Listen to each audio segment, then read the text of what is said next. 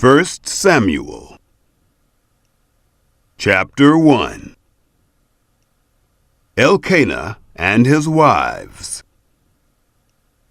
Now there was a certain man of Ramathaim Zophim, of the hill country of Ephraim, and his name was Elkanah, the son of Jeroham, the son of Elihu, the son of Tohu, the son of Zuph, an Ephraimite. And he had 2 wives. The name of the one was Hannah, and the name of the other Peninnah. And Peninnah had children, but Hannah had no children. This man went up out of his city from year to year to worship and to sacrifice to Yahweh of armies in Shiloh. The 2 sons of Eli, Hophni and Phinehas, priests to Yahweh, were there. When the day came that Elkanah sacrificed, he gave to Peninnah his wife and to all her sons and her daughters portions. But to Hannah he gave a double portion, for he loved Hannah. But Yahweh had shut up her womb. Her rival provoked her severely to make her fret, because Yahweh had shut up her womb. As he did so year by year, when she went up to the house of Yahweh, so she provoked her.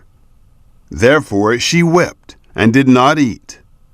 Elkanah her husband said to her, "Hannah, why do you weep? Why don't you eat? Why is your heart grieved? Am I not better to you than 10 sons?" Hannah prays for a son. So Hannah rose up after they had eaten in Shiloh, and after they had drunk. Now Eli the priest was sitting on his seat by the doorpost of the temple of Yahweh. She was in bitterness of soul, and prayed to Yahweh, and wept bitterly. She vowed a vow, and said, "Yahweh of armies, if you will indeed look on the affliction of your handmaid, and remember me, and not forget your handmaid, but will give to your handmaid a boy, then I will give him to Yahweh all the days of his life, and no razor shall come on his head." It happened, as she continued praying before Yahweh, that Eli saw her mouth. Now Hannah spoke in her heart. Only her lips moved, but her voice was not heard. Therefore Eli thought she had been drunken. Eli said to her, "How long will you be drunken? Put away your wine from you." Hannah answered, "No, my lord, I am a woman of a sorrowful spirit. I have drunk neither wine nor strong drink, but I poured out my soul before Yahweh. Don't count your handmaid for a wicked woman, for I have been speaking out of the abundance of my complaint and my provocation." Then Eli answered, "Go in peace, and may the God of Israel grant your petition that you have asked of him." She said, "Let your handmaid find favor in your sight." So the woman went her way and ate, and her facial expression wasn't sad anymore. The birth of Samuel. They rose up in the morning early and worshipped before Yahweh, and returned, and came to their house to Ramah. And Elkanah knew Hannah his wife, and Yahweh remembered her. It happened, when the time had come, that Hannah conceived, and bore a son, and she named him Samuel, saying, "Because I have asked him of Yahweh." The man Elkanah and all his house went up to offer to Yahweh the yearly sacrifice and his vow. But Hannah didn't go up, for she said to her husband, "Not until the child is weaned, then I will bring him, that he may appear before Yahweh, and stay there forever." Elkanah, her husband, said to her, "Do what seems good to you. Wait until you have weaned him, only may Yahweh establish his word." So the woman waited and nursed her son until she weaned him. When she had weaned him, she took him up with her, with 3 bulls and 1 ephah of meal, and a bottle of wine, and brought him to Yahweh's house in Shiloh. The child was young. They killed the bull and brought the child to Eli. She said, "Oh, my Lord, as your soul lives, my Lord, I am the woman who stood by you here, praying to Yahweh. For this child I prayed, and Yahweh has given me my petition which I asked of him. Therefore also I have granted him to Yahweh. As long as he lives, he is granted to Yahweh." He worshipped Yahweh there. Chapter 2. Hannah's Prayer of Thanksgiving. Hannah prayed and said, "My heart exults in Yahweh. My horn is exalted in Yahweh. My mouth is enlarged over my enemies, because I rejoice in your salvation. There is no one as holy as Yahweh, for there is no one besides you, nor is there any rock like our God. Talk no more so exceeding proudly. Don't let arrogance come out of your mouth, for Yahweh is a God of knowledge. By him actions are weighed. The bows of the mighty men are broken. Those who stumble are armed with strength. Those who were full have hired themselves out for bread. Those who were hungry have ceased to hunger. Yes, the barren has borne 7. She who has many children languishes. Yahweh kills and makes alive. He brings down to Sheol and brings up. Yahweh makes poor and makes rich. He brings low. He also lifts up. He raises up the poor out of the dust. He lifts up the needy from the dunghill, to make them sit with princes and inherit the throne of glory. For the pillars of the earth are Yahweh's. He has set the world on them. He will keep the feet of his holy ones, but the wicked shall be put to silence in darkness, for no man shall prevail by strength. Those who strive with Yahweh shall be broken to pieces. He will thunder against them in the sky. Yahweh will judge the ends of the earth. He will give strength to his king and exalt the horn of his anointed. Elkanah went to Ramah to his house. The child did minister to Yahweh before Eli the priest. The sins of Eli's sons. Now the sons of Eli were base men. They didn't know Yahweh. The custom of the priests with the people was that when any man offered sacrifice, the priest's servant came, while the flesh was boiling, with a fork of 3 teeth in his hand, and he struck it into the pan, or kettle, or cauldron, or pot. All that the fork brought up, the priest took therewith. So they did in Shiloh to all the Israelites who came there. Yes, before they burnt the fat, the priest's servant came and said to the man who sacrificed, "Give meat to roast for the priest, for he will not accept boiled meat from you, but raw." If the man said to him, "Let the fat be burned first, and then take as much as your soul desires," then he would say, "No, but you shall give it to me now, and if not, I will take it by force." The sin of the young men was very great before Yahweh, for the men despised the offering of Yahweh. But Samuel ministered before Yahweh, being a child, clothed with a linen ephod. Moreover, his mother made him a little robe, and brought it to him from year to year, when she came up with her husband to offer the yearly sacrifice. Eli blessed Elkanah and his wife, and said, "Yahweh give you seed of this woman for the petition which was asked of Yahweh." They went to their own home. Yahweh visited Hannah, and she conceived, and bore 3 sons and 2 daughters. The child Samuel grew before Yahweh. Eli reproves his sons. Now Eli was very old, and he heard all that his sons did to all Israel, and how that they lay with the women who served at the door of the tent of meeting. He said to them, "Why do you do such things? For I hear of your evil dealings from all this people.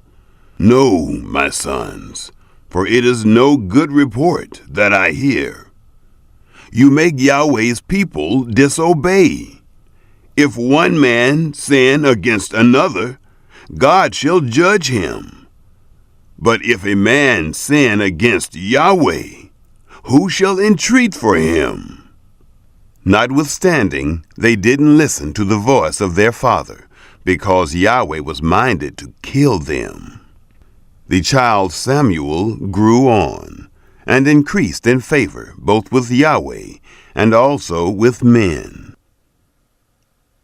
A prophecy against Eli's house. A man of God came to Eli and said to him, "Thus says Yahweh, did I reveal myself to the house of your father when they were in Egypt in bondage to Pharaoh's house? Did I choose him out of all the tribes of Israel to be my priest, to go up to my altar, to burn incense, to wear an ephod before me? Did I give to the house of your father all the offerings of the children of Israel made by fire? Why do you kick at my sacrifice and at my offering, which I have commanded in my habitation, and honor your sons above me, to make yourselves fat with the best of all the offerings of Israel, my people? Therefore, Yahweh, the God of Israel, says, I said indeed that your house and the house of your father should walk before me forever. But now Yahweh says, Be it far from me, for those who honor me I will honor, and those who despise me shall be lightly esteemed. Behold, the days come that I will cut off your arm and the arm of your father's house, that there shall not be an old man in your house. You shall see the affliction of my habitation, and all the wealth which God shall give Israel, and there shall not be an old man in your house forever. The man of yours, whom I shall not cut off from my altar, shall be to consume your eyes, and to grieve your heart. And all the increase of your house shall die in the flower of their age. This shall be the sign to you, that shall come on your two sons, on Hophni and Phinehas. In one day they shall both die. I will raise me up a faithful priest, that shall do according to that which is in my heart and in my mind. I will build him a sure house, and he shall walk before my anointed forever. It shall happen that everyone who is left in your house shall come and bow down to him for a piece of silver and a loaf of bread, and shall say, Please put me into one of the priest's offices, that I may eat a morsel of bread. Chapter 3. The Lord calls Samuel. The child Samuel ministered to Yahweh before Eli. The word of Yahweh was precious in those days. There was no frequent vision. It happened at that time when Eli was laid down in his place. Now his eyes had begun to grow dim, so that he could not see. And the lamp of God hadn't yet gone out, and Samuel had laid down to sleep in the temple of Yahweh, where the ark of God was. That Yahweh called Samuel, and he said, Here I am. He ran to Eli and said, Here I am, for you called me. He said, I didn't call. Lie down again. He went and lay down. Yahweh called yet again, Samuel. Samuel arose and went to Eli and said, Here I am, for you called me. He answered, I didn't call, my son. Lie down again. Now Samuel didn't yet know Yahweh, neither was the word of Yahweh yet revealed to him. Yahweh called Samuel again the third time. He arose and went to Eli and said, "Here I am, for you called me." Eli perceived that Yahweh had called the child. Therefore Eli said to Samuel, "Go, lie down, and it shall be, if he calls you, that you shall say, 'Speak, Yahweh, for your servant hears.'" So Samuel went and lay down in his place. God's judgment against Eli. Yahweh came and stood and called as at other times, "Samuel, Samuel." Then Samuel said, "Speak, for your servant hears." Yahweh said to Samuel, "Behold, I will do a thing in Israel, at which both the ears of everyone who hears it shall tingle. In that day I will perform against Eli all that I have spoken concerning his house, from the beginning even to the end. For I have told him that I will judge his house forever, for the iniquity which he knew, because his sons brought a curse on themselves, and he didn't restrain them. Therefore I have sworn to the house of Eli, that the iniquity of Eli's house shall not be removed with sacrifice nor offering forever." Samuel shares his vision. Samuel lay until the morning and opened the doors of the house of Yahweh. Samuel feared to show Eli the vision. Then Eli called Samuel and said, "Samuel, my son." He said, "Here I am." He said, "What is the thing that Yahweh has spoken to you? Please don't hide it from me. God do so to you, and more also, if you hide anything from me of all the things that he spoke to you." Samuel told him every bit, and hid nothing from him. He said, "It is Yahweh. Let him do what seems good to him." Samuel grew, and Yahweh was with him, and let none of his words fall to the ground. All Israel, from Dan even to Beersheba, knew that Samuel was established to be a prophet of Yahweh. Yahweh appeared again in Shiloh, for Yahweh revealed himself to Samuel in Shiloh by the word of Yahweh. Chapter 4. The Philistines capture the ark. The word of Samuel came to all Israel. Now Israel went out against the Philistines to battle, and encamped beside Ebenezer, and the Philistines encamped in Aphek. The Philistines put themselves in array against Israel, and when they joined battle, Israel was struck before the Philistines, and they killed of the army in the field about 4,000 men. When the people were come into the camp, the elders of Israel said, "Why has Yahweh struck us today before the Philistines? Let us get the ark of the covenant of Yahweh out of Shiloh to us, that it may come among us, and save us out of the hand of our enemies."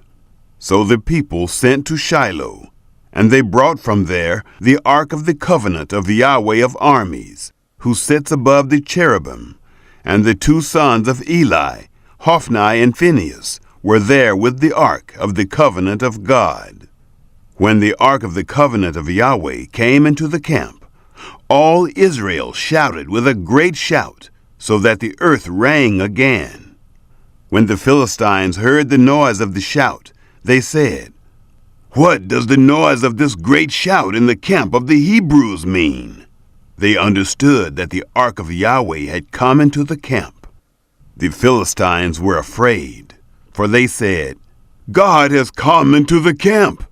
They said, "Woe to us, for there has not been such a thing before. Woe to us, Who shall deliver us out of the hand of these mighty gods? These are the gods that struck the Egyptians with all kinds of plagues in the wilderness.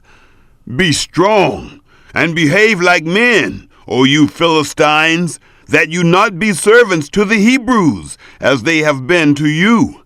Strengthen yourselves like men and fight. The Philistines fought, and Israel was struck, and they fled, every man to his tent. And there was a very great slaughter, for there fell of Israel 30,000 footmen. The ark of God was taken, and the 2 sons of Eli, Hophni and Phinehas, were slain. The death of Eli. There ran a man of Benjamin out of the army, and came to Shiloh this same day, with his clothes torn, and with earth on his head.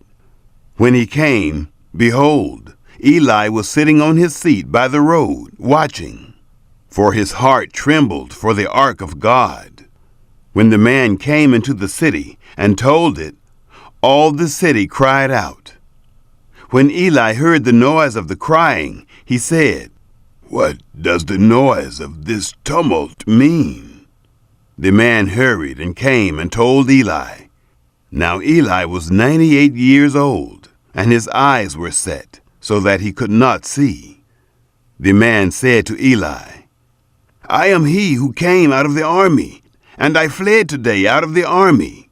He said, "How did the matter go, my son?" He who brought the news answered, "Israel has fled before the Philistines, and there has been also a great slaughter among the people. Your 2 sons also, Hophni and Phinehas, are dead, and the ark of God has been captured."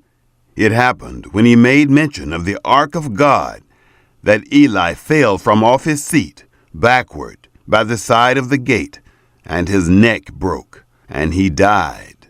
For he was an old man, and heavy. He had judged Israel 40 years. His daughter-in-law, Phinehas' wife, was with child, near to be delivered. When she heard the news that the ark of God was taken, and that her father-in-law and her husband were dead, she bowed herself and brought forth, for her pains came on her. About the time of her death, the women who stood by her said to her, "Don't be afraid, for you have brought forth a son." But she didn't answer, neither did she regard it. She named the child Ichabod, saying, "The glory has departed from Israel," because the ark of God was taken, and because of her father-in-law and her husband. She said, "The glory has departed from Israel, for the ark of God is taken." Chapter 5. The ark among the Philistines. Now the Philistines had taken the ark of God, and they brought it from Ebenezer to Ashdod. The Philistines took the ark of God and brought it into the house of Dagon, and set it by Dagon.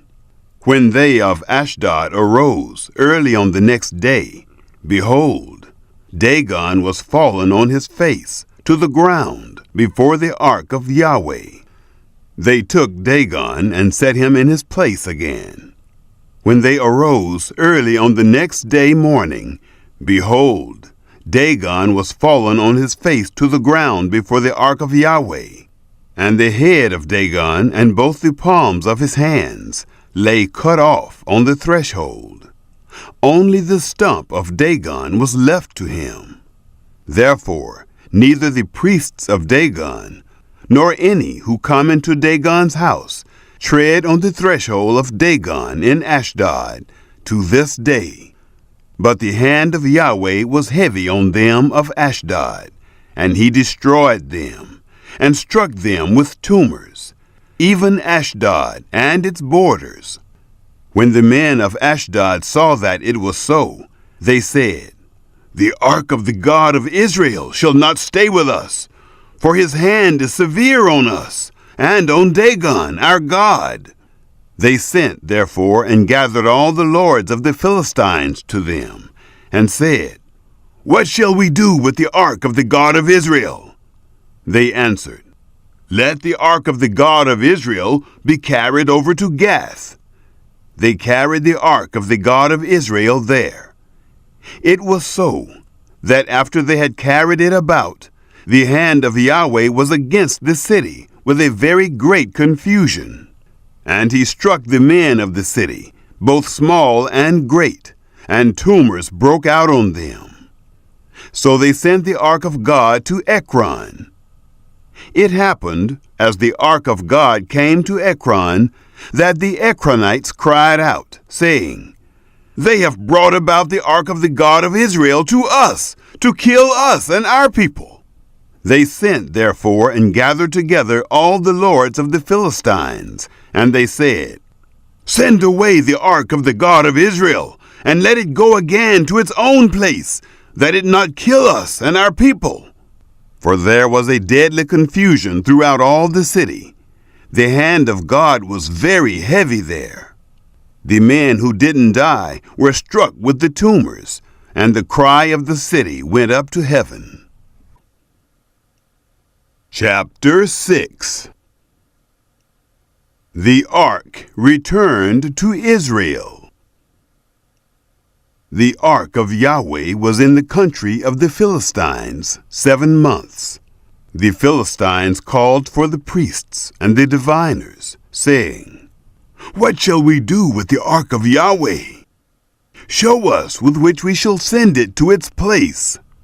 They said, If you send away the ark of the God of Israel, don't send it empty, but by all means return him a trespass offering.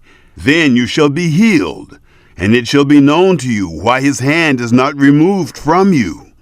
Then they said, What shall be the trespass offering which we shall return to him? They said, 5 golden tumors and 5 golden mice, according to the number of the lords of the Philistines.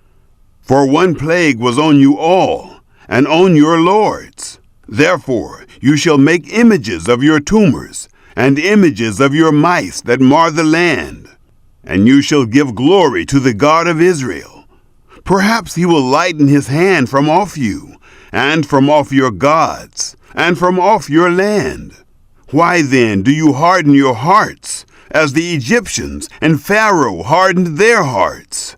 When he had worked wonderfully among them, didn't they let the people go, and they departed? Now therefore, take and prepare yourselves a new cart, and 2 milk cows, on which there has come no yoke, and tie the cows to the cart, and bring their calves home from them. And take the ark of Yahweh, and lay it on the cart, and put the jewels of gold, which you return him for a trespass offering, in a coffer by its side, and send it away, that it may go. Behold, if it goes up by the way of its own border to Beth-Shemesh, then he has done us this great evil. But if not, then we shall know that it is not his hand that struck us. It was a chance that happened to us. The men did so, and took 2 milk cows, and tied them to the cart, and shut up their calves at home. And they put the ark of Yahweh on the cart, and the coffer with the mice of gold, and the images of their tumors. The cows took the straight way by the way to Beth-Shemesh. They went along the highway, lowing as they went, and didn't turn aside to the right hand or to the left. And the lords of the Philistines went after them to the border of Beth-Shemesh. They of Beth-Shemesh were reaping their wheat harvest in the valley, and they lifted up their eyes and saw the ark, and rejoiced to see it. The cart came into the field of Joshua of Beth-Shemesh, and stood there, where there was a great stone. And they split the wood of the cart, and offered up the cows for a burnt offering to Yahweh. The Levites took down the ark of Yahweh, and the coffer that was with it, in which the jewels of gold were, and put them on the great stone. And the men of Beth-shemesh offered burnt offerings, and sacrificed sacrifices the same day to Yahweh. When the 5 lords of the Philistines had seen it, they returned to Ekron the same day. These are the golden tumors which the Philistines returned for a trespass offering to Yahweh. For Ashdod, 1. For Gaza, 1. For Ashkelon, 1. For Gath, 1. For Ekron, 1. And the golden mice, according to the number of all the cities of the Philistines, belonging to the 5 lords, both of fortified cities and of country villages, even to the great stone, whereon they set down the ark of Yahweh, which stone remains to this day in the field of Joshua of Beth-shemesh. He struck of the men of Beth-shemesh, because they had looked into the ark of Yahweh. He struck of the people 50,070 men. And the people mourned, because Yahweh had struck the people with a great slaughter. The men of Beth-shemesh said, "Who is able to stand before Yahweh, this holy God? To whom shall he go up from us?" They sent messengers to the inhabitants of Kiriath-jearim, saying, "The Philistines have brought back the ark of Yahweh. Come down and bring it up to yourselves." 1 Samuel, chapters 7 through 16. Chapter 7. Samuel subdues the Philistines.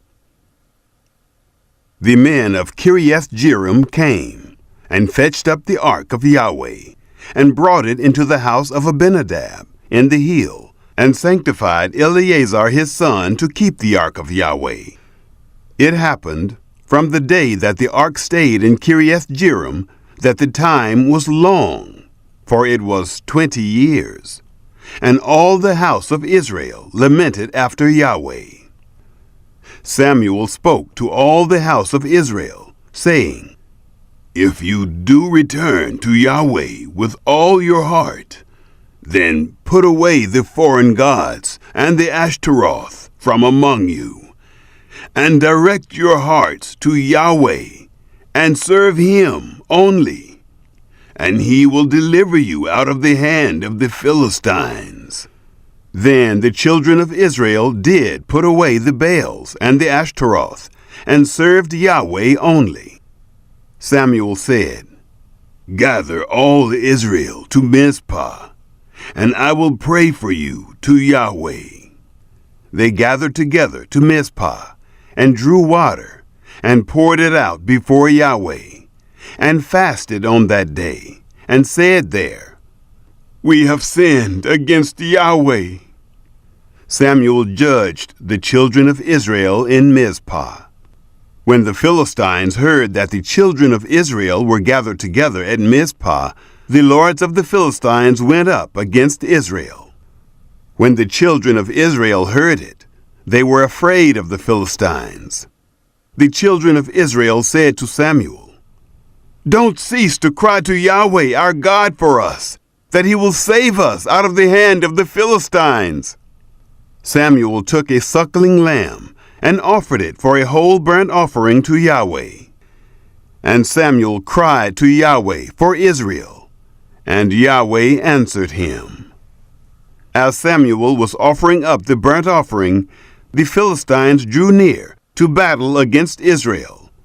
But Yahweh thundered with a great thunder on that day on the Philistines, and confused them, and they were struck down before Israel.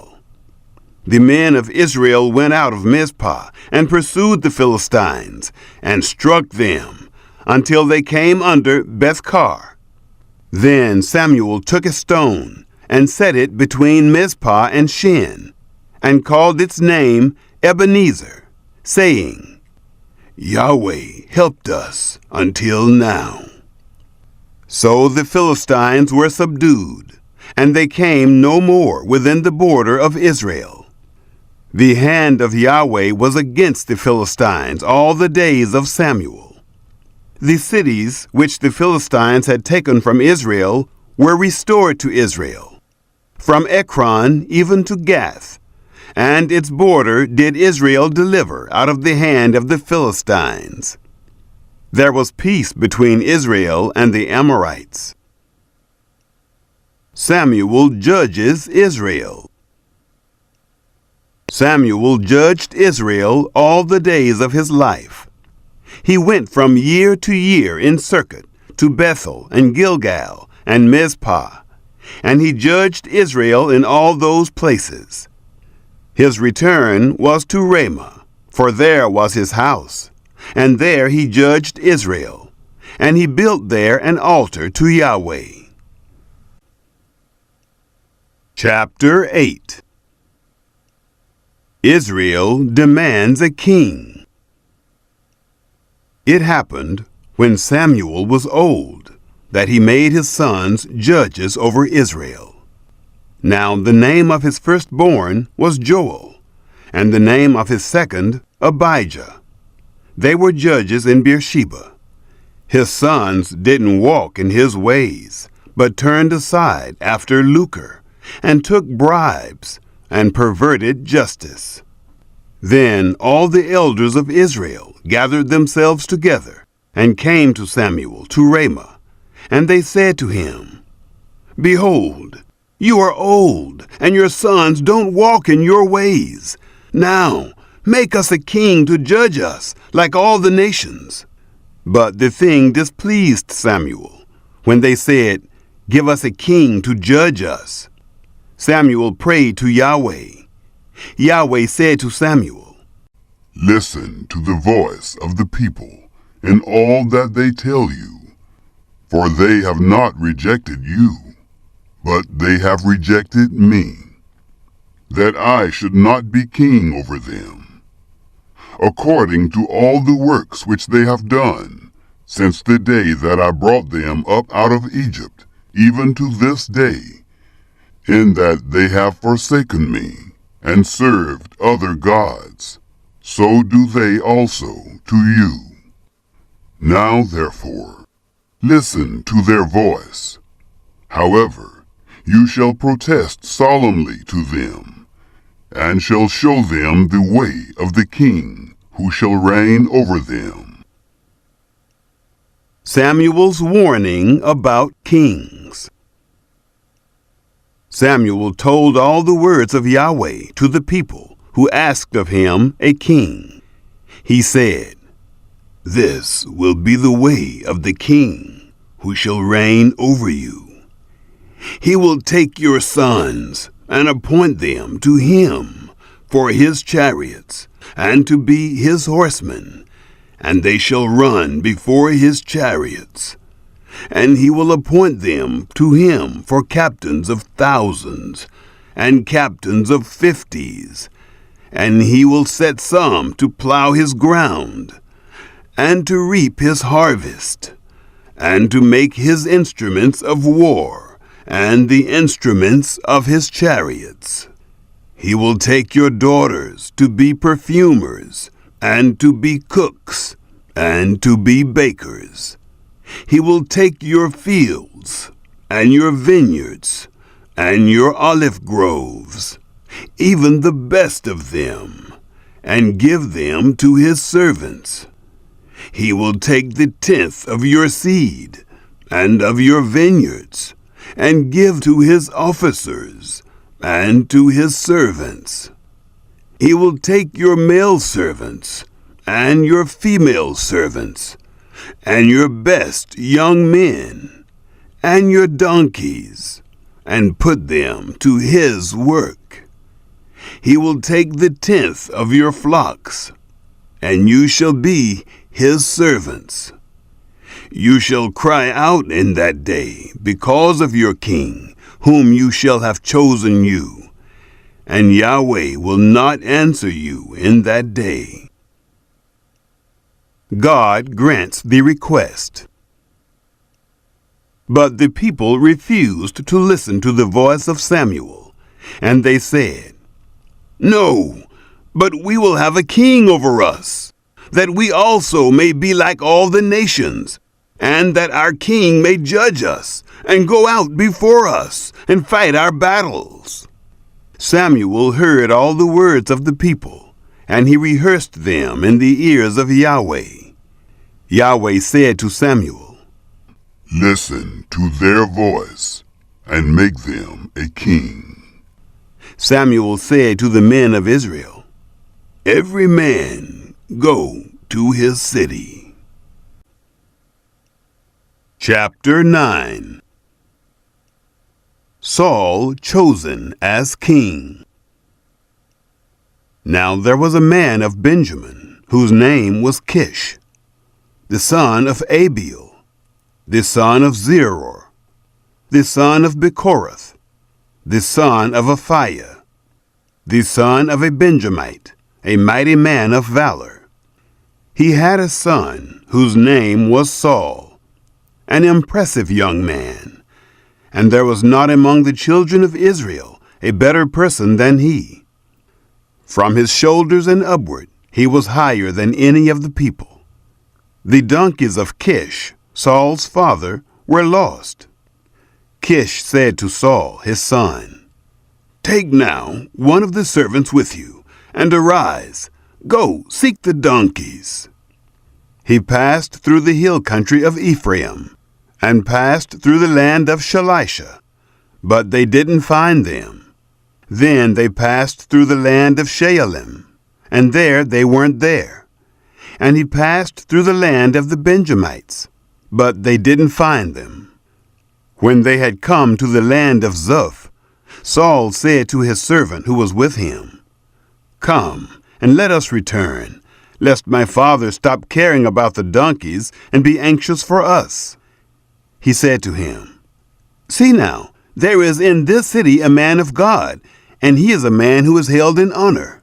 All that he says comes surely to pass. Now let us go there. Perhaps he can tell us concerning our journey whereon we go." Then Saul said to his servant, "But behold, if we go, what shall we bring the man? For the bread is spent in our vessels, and there is not a present to bring to the man of God. What do we have?" The servant answered Saul again and said, "Behold, I have in my hand the 4th part of a shekel of silver. I will give that to the man of God to tell us our way." In earlier times in Israel, when a man went to inquire of God, thus he said, "Come and let us go to the seer." For he who is now called a prophet was before called a seer. Then Saul said to his servant, "Well said. Come, let us go." So they went to the city where the man of God was. As they went up the ascent to the city, they found young maidens going out to draw water, and said to them, "Is the seer here?" They answered them, and said, "He is. Behold, he is before you. Hurry now, for he has come today into the city. For the people have a sacrifice today in the high place. As soon as you have come into the city, you shall immediately find him, before he goes up to the high place to eat. For the people will not eat until he come, because he blesses the sacrifice. Afterwards, those who are invited eat. Now therefore go up, for at this time you shall find him." They went up to the city, and as they came within the city, behold, Samuel came out toward them, to go up to the high place. Now Yahweh had revealed to Samuel a day before Saul came, saying, "Tomorrow, about this time, I will send you a man out of the land of Benjamin, and you shall anoint him to be prince over my people Israel. And he shall save my people out of the hand of the Philistines. For I have looked on my people, because their cry has come to me." When Samuel saw Saul, Yahweh said to him, "Behold, the man of whom I spoke to you, this same shall have authority over my people." Then Saul drew near to Samuel in the gate, and said, "Please tell me where the seer's house is." Samuel answered Saul and said, "I am the seer." Go up before me to the high place, for you shall eat with me today. In the morning I will let you go, and will tell you all that is in your heart. As for your donkeys who were lost 3 days ago, don't set your mind on them, for they are found. For whom is all that is desirable in Israel? Is it not for you, and for all your father's house? Saul answered, Am I not a Benjamite, of the smallest of the tribes of Israel? And my family the least of all the families of the tribe of Benjamin? Why then do you speak to me like this?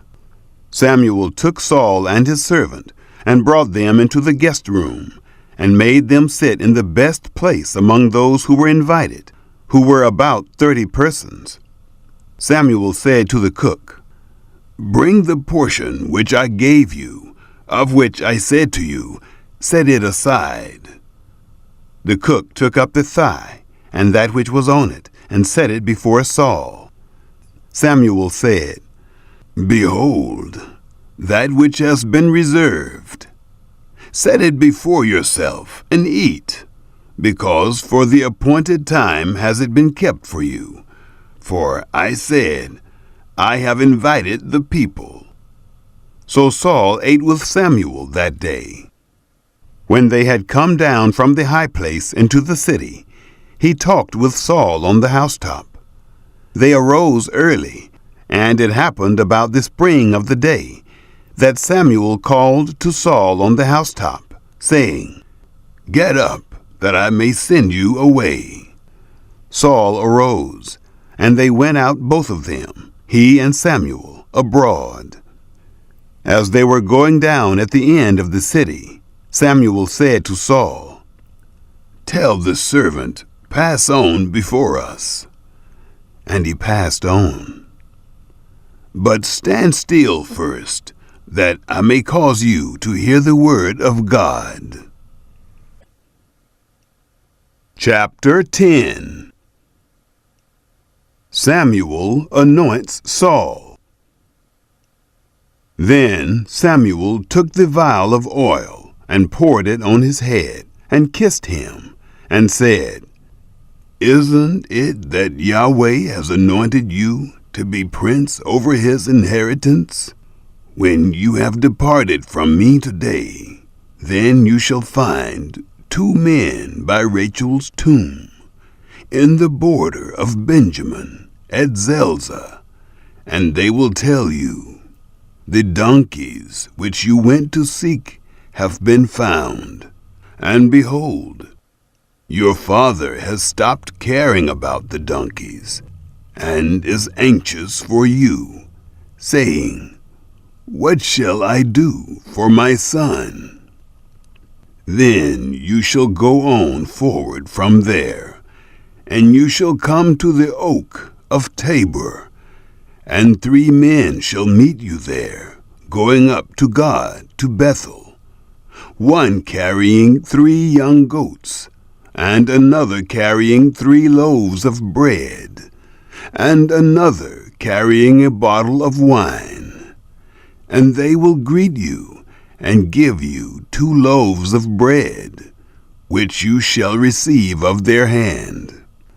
After that you shall come to the hill of God, where is the garrison of the Philistines. And it shall happen, when you have come there to the city, that you shall meet a band of prophets coming down from the high place, with a psaltery, and a tambourine, and a pipe, and a harp before them, and they will be prophesying. And the Spirit of Yahweh will come mightily on you, and you shall prophesy with them, and shall be turned into another man. Let it be, when these signs have come to you, that you do as occasion shall serve you, for God is with you. You shall go down before me to Gilgal, and behold, I will come down to you to offer burnt offerings, and to sacrifice sacrifices of peace offerings. You shall wait 7 days until I come to you, and show you what you shall do. Samuel's signs fulfilled. It was so that when he had turned his back to go from Samuel, God gave him another heart, and all those signs happened that day. When they came there to the hill, behold, a band of prophets met him, and the Spirit of God came mightily on him, and he prophesied among them. It happened, when all who knew him before saw that, behold, he prophesied with the prophets, then the people said one to another, What is this that is come to the son of Kish? Is Saul also among the prophets? One of the same place answered, Who is their father? Therefore it became a proverb. Is Saul also among the prophets? When he had made an end of prophesying, he came to the high place. Saul's uncle said to him and to his servant, Where did you go? He said, To seek the donkeys. When we saw that they were not found, we came to Samuel. Saul's uncle said, Please tell me what Samuel said to you. Saul said to his uncle, He told us plainly that the donkeys were found. But concerning the matter of the kingdom, of which Samuel spoke, he didn't tell him. Saul proclaimed king. Samuel called the people together to Yahweh, to Mizpah, and he said to the children of Israel, Thus says Yahweh, the God of Israel, I brought up Israel out of Egypt, and I delivered you out of the hand of the Egyptians, and out of the hand of all the kingdoms that oppressed you. But you have this day rejected your God, who himself saves you out of all your calamities and your distresses. And you have said to him, No, but set a king over us. Now, therefore, present yourselves before Yahweh by your tribes and by your thousands. So Samuel brought all the tribes of Israel near, and the tribe of Benjamin was taken. He brought the tribe of Benjamin near by their families, and the family of the Matrites was taken. And Saul, the son of Kish, was taken. But when they sought him, he could not be found.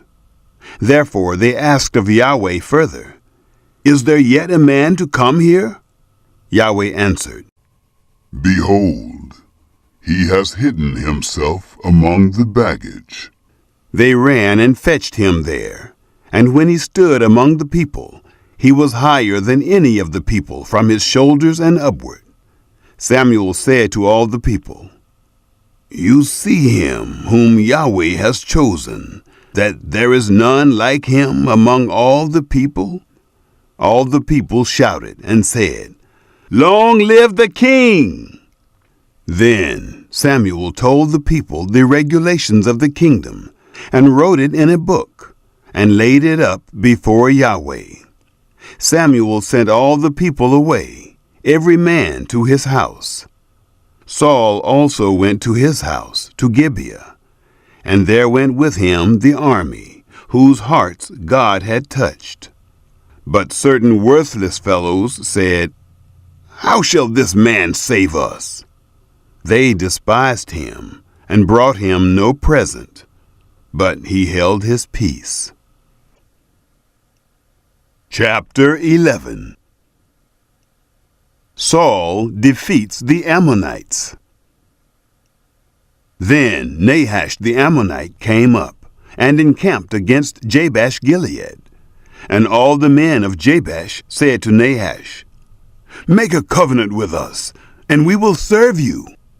Nahash the Ammonite said to them, On this condition I will make it with you, that all your right eyes be put out, and I will lay it for a reproach on all Israel." The elders of Jabesh said to him, "Give us 7 days, that we may send messengers to all the borders of Israel, and then, if there is no one to save us, we will come out to you." Then the messengers came to Gibeah of Saul, and spoke these words in the ears of the people. And all the people lifted up their voice and wept. Behold, Saul came following the oxen out of the field. And Saul said, "What ails the people that they weep?" They told him the words of the men of Jabesh. The Spirit of God came mightily on Saul when he heard those words, and his anger was kindled greatly. He took a yoke of oxen and cut them in pieces, and sent them throughout all the borders of Israel by the hand of messengers, saying, "Whoever doesn't come forth after Saul and after Samuel, so shall it be done to his oxen." The dread of Yahweh fell on the people, and they came out as one man. He numbered them in Bezek, and the children of Israel were 300,000, and the men of Judah 30,000. They said to the messengers who came, "Thus you shall tell the men of Jabesh Gilead, tomorrow, by the time the sun is hot, you shall have deliverance." The messengers came and told the men of Jabesh, and they were glad. Therefore the men of Jabesh said, "Tomorrow we will come out to you, and you shall do with us all that seems good to you." It was so on the next day that Saul put the people in 3 companies, and they came into the midst of the camp in the morning watch, and struck the Ammonites until the heat of the day. And it happened that those who remained were scattered, so that no 2 of them were left together. Saul confirmed as king. The people said to Samuel, "Who is he who said, 'Shall Saul reign over us?' Bring those men, that we may put them to death." Saul said, "There shall not a man be put to death this day, for today Yahweh has worked deliverance in Israel." Then Samuel said to the people, "Come, and let us go to Gilgal, and renew the kingdom there."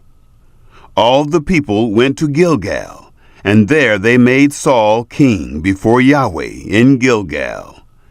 And there they offered sacrifices of peace offerings before Yahweh.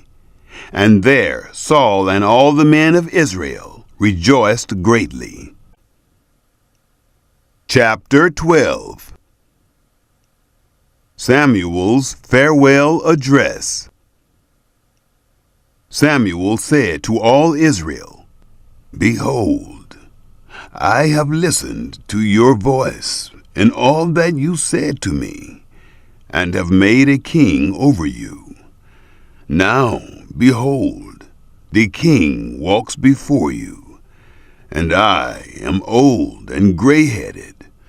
And behold, my sons are with you, and I have walked before you from my youth to this day. Here I am.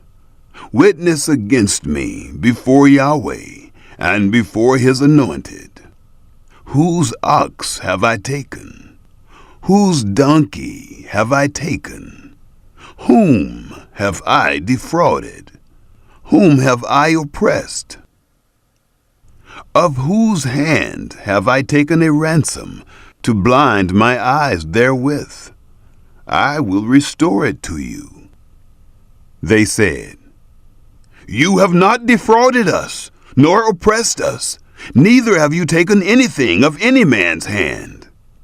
He said to them, "Yahweh is witness against you, and his anointed is witness this day, that you have not found anything in my hand." They said, "He is witness." Samuel said to the people, "It is Yahweh who appointed Moses and Aaron, and that brought your fathers up out of the land of Egypt. Now, therefore, stand still that I may plead with you before Yahweh concerning all the righteous acts of Yahweh, which he did to you and to your fathers, when Jacob was come into Egypt, and your fathers cried to Yahweh. Then Yahweh sent Moses and Aaron, who brought forth your fathers out of Egypt, and made them to dwell in this place. But they forgot Yahweh their God, and he sold them into the hand of Sisera, captain of the army of Hazor, and into the hand of the Philistines, and into the hand of the king of Moab, and they fought against them. They cried to Yahweh, and said, We have sinned, because we have forsaken Yahweh, and have served the Baals and the Ashtaroth. But now deliver us out of the hand of our enemies, and we will serve you. Yahweh sent Jerubbaal, and Bedan, and Jephthah, and Samuel, and delivered you out of the hand of your enemies on every side, and you lived in safety.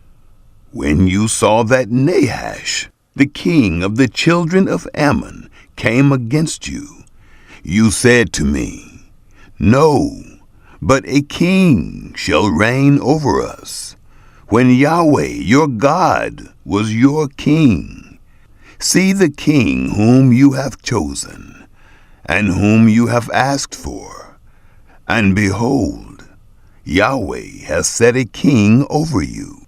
If you will fear Yahweh and serve him, and listen to his voice, and not rebel against the commandment of Yahweh, and both you and also the king who reigns over you are followers of Yahweh your God, well, but if you will not listen to the voice of Yahweh, but rebel against the commandment of Yahweh, then will the hand of Yahweh be against you, as it was against your fathers. Now, therefore, stand still and see this great thing, which Yahweh will do before your eyes. Isn't it wheat harvest today? I will call to Yahweh, that he may send thunder and rain, and you shall know and see that your wickedness is great, which you have done in the sight of Yahweh, in asking for a king. So Samuel called to Yahweh, and Yahweh sent thunder and rain that day, and all the people greatly feared Yahweh and Samuel. All the people said to Samuel, Pray for your servants to Yahweh your God, that we not die, for we have added to all our sins this evil, to ask us a king. Samuel said to the people, Don't be afraid. You have indeed done all this evil. Yet don't turn aside from following Yahweh, but serve Yahweh with all your heart. Don't turn aside, for then you would go after vain things which can't profit nor deliver, for they are vain. But Yahweh will not forsake his people for his great name's sake, because it has pleased Yahweh to make you a people to himself. Moreover, as for me, far be it from me that I should sin against Yahweh in ceasing to pray for you, but I will instruct you in the good and the right way. Only fear Yahweh and serve him in truth with all your heart. For consider how great things he has done for you. But if you shall still do wickedly, you shall be consumed, both you and your king. Chapter 13. War with the Philistines. Saul was 40 years old when he began to reign, and when he had reigned 2 years over Israel, Saul chose him 3,000 men of Israel, of which 2,000 were with Saul in Michmash and in the mount of Bethel, and 1,000 were with Jonathan in Gibeah of Benjamin. And the rest of the people he sent every man to his tent. Jonathan struck the garrison of the Philistines that was in Gibeah, and the Philistines heard of it. Saul blew the trumpet throughout all the land, saying, "Let the Hebrews hear!" All Israel heard that Saul had struck the garrison of the Philistines, and also that Israel was had in abomination with the Philistines. The people were gathered together after Saul to Gilgal. The Philistines assembled themselves together to fight with Israel, 30,000 chariots and 6,000 horsemen, and people as the sand which is on the seashore in multitude. And they came up and encamped in Michmash, eastward of Bethaven. When the men of Israel saw that they were in a strait, for the people were distressed, then the people did hide themselves in caves, and in thickets, and in rocks, and in coverts, and in pits. Now some of the Hebrews had gone over the Jordan to the land of Gad in Gilead. But as for Saul, he was yet in Gilgal, and all the people followed him, trembling. Saul's unlawful sacrifice. He stayed 7 days, according to the set time that Samuel had appointed. But Samuel didn't come to Gilgal, and the people were scattered from him. Saul said, "Bring here the burnt offering to me, and the peace offerings." He offered the burnt offering. Samuel rebukes Saul. It came to pass that as soon as he had made an end of offering the burnt offering, behold, Samuel came, and Saul went out to meet him, that he might greet him. Samuel said, "What have you done?" Saul said, "Because I saw that the people were scattered from me, and that you didn't come within the days appointed, and that the Philistines assembled themselves together at Michmash. Therefore I said, now the Philistines will come down on me to Gilgal, and I haven't entreated the favor of Yahweh. I forced myself, therefore, and offered the burnt offering." Samuel said to Saul, "You have done foolishly. You have not kept the commandment of Yahweh your God, which he commanded you. For now Yahweh would have established your kingdom on Israel forever. But now your kingdom shall not continue. Yahweh has sought for himself a man after his own heart, and Yahweh has appointed him to be prince over his people, because you have not kept that which Yahweh commanded you." Samuel arose and went from Gilgal to Gibeah of Benjamin. Saul numbered the people who were present with him, about 600 men. Philistines raid Israel. Saul and Jonathan his son, and the people who were present with them, stayed in Gibeah of Benjamin. But the Philistines encamped in Michmash. The spoilers came out of the camp of the Philistines in 3 companies. One company turned to the way that leads to Ophrah, to the land of Shual, and another company turned the way to Beth-horon, and another company turned the way of the border that looks down on the valley of Zeboim toward the wilderness. Israel without weapons. Now there was no smith found throughout all the land of Israel, for the Philistines said, "Lest the Hebrews make them swords or spears." But all the Israelites went down to the Philistines to sharpen every man his plowshare, mattock, axe, and sickle. Yet they had a file for the mattocks, and for the plowshares, and for the forks, and for the axes, and to set the goads. So it came to pass in the day of battle, that there was neither sword nor spear found in the hand of any of the people who were with Saul and Jonathan. But with Saul and with Jonathan his son was there found. The garrison of the Philistines went out to the pass of Michmash. Chapter 14. Jonathan's plan. Now it fell on a day that Jonathan, the son of Saul, said to the young man who bore his armor, "Come, and let us go over to the Philistines' garrison that is on the other side." But he didn't tell his father. Saul stayed in the uttermost part of Gibeah, under the pomegranate tree, which is in Migron. And the people who were with him were about 600 men. And Ahijah, the son of Ahitub, Ichabod's brother, the son of Phinehas, the son of Eli, the priest of Yahweh in Shiloh, wearing an ephod. The people didn't know that Jonathan was gone. Between the passes by which Jonathan sought to go over to the Philistines' garrison, there was a rocky crag on the one side, and a rocky crag on the other side.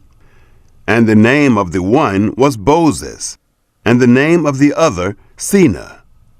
The one crag rose up on the north in front of Michmash, and the other on the south in front of Geba. Jonathan said to the young man who bore his armor, "Come, and let us go over to the garrison of these uncircumcised.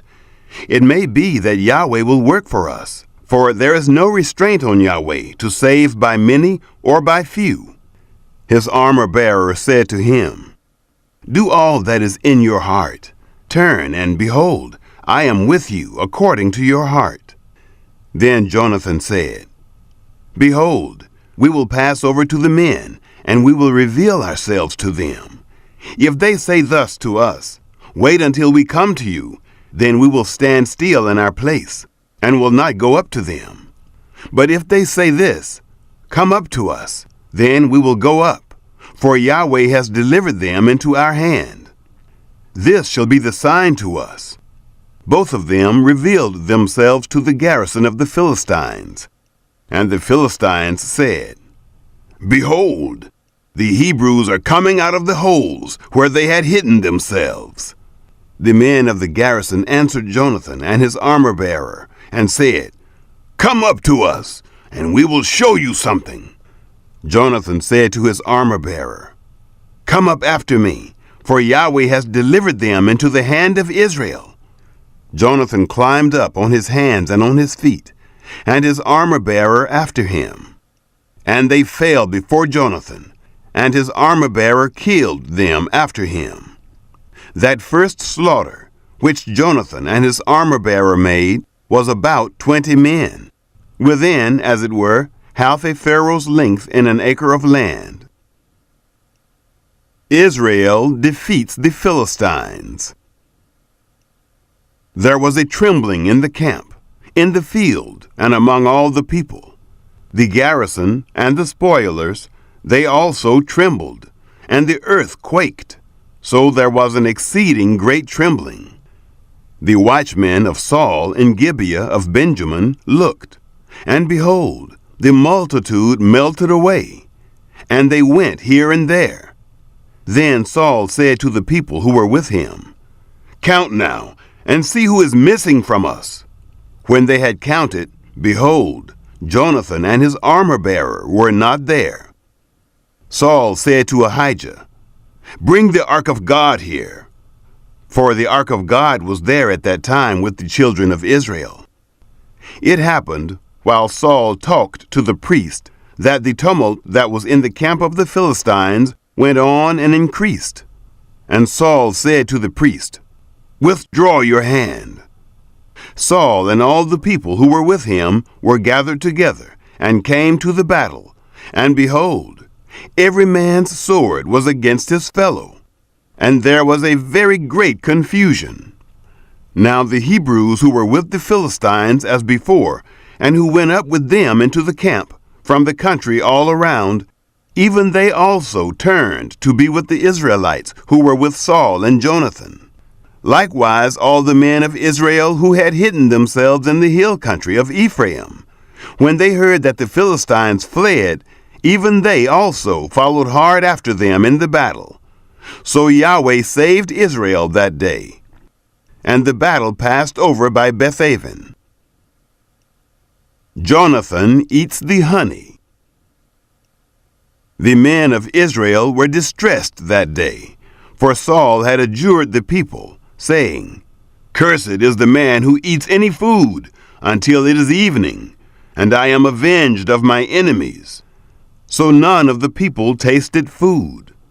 All the people came into the forest, and there was honey on the ground.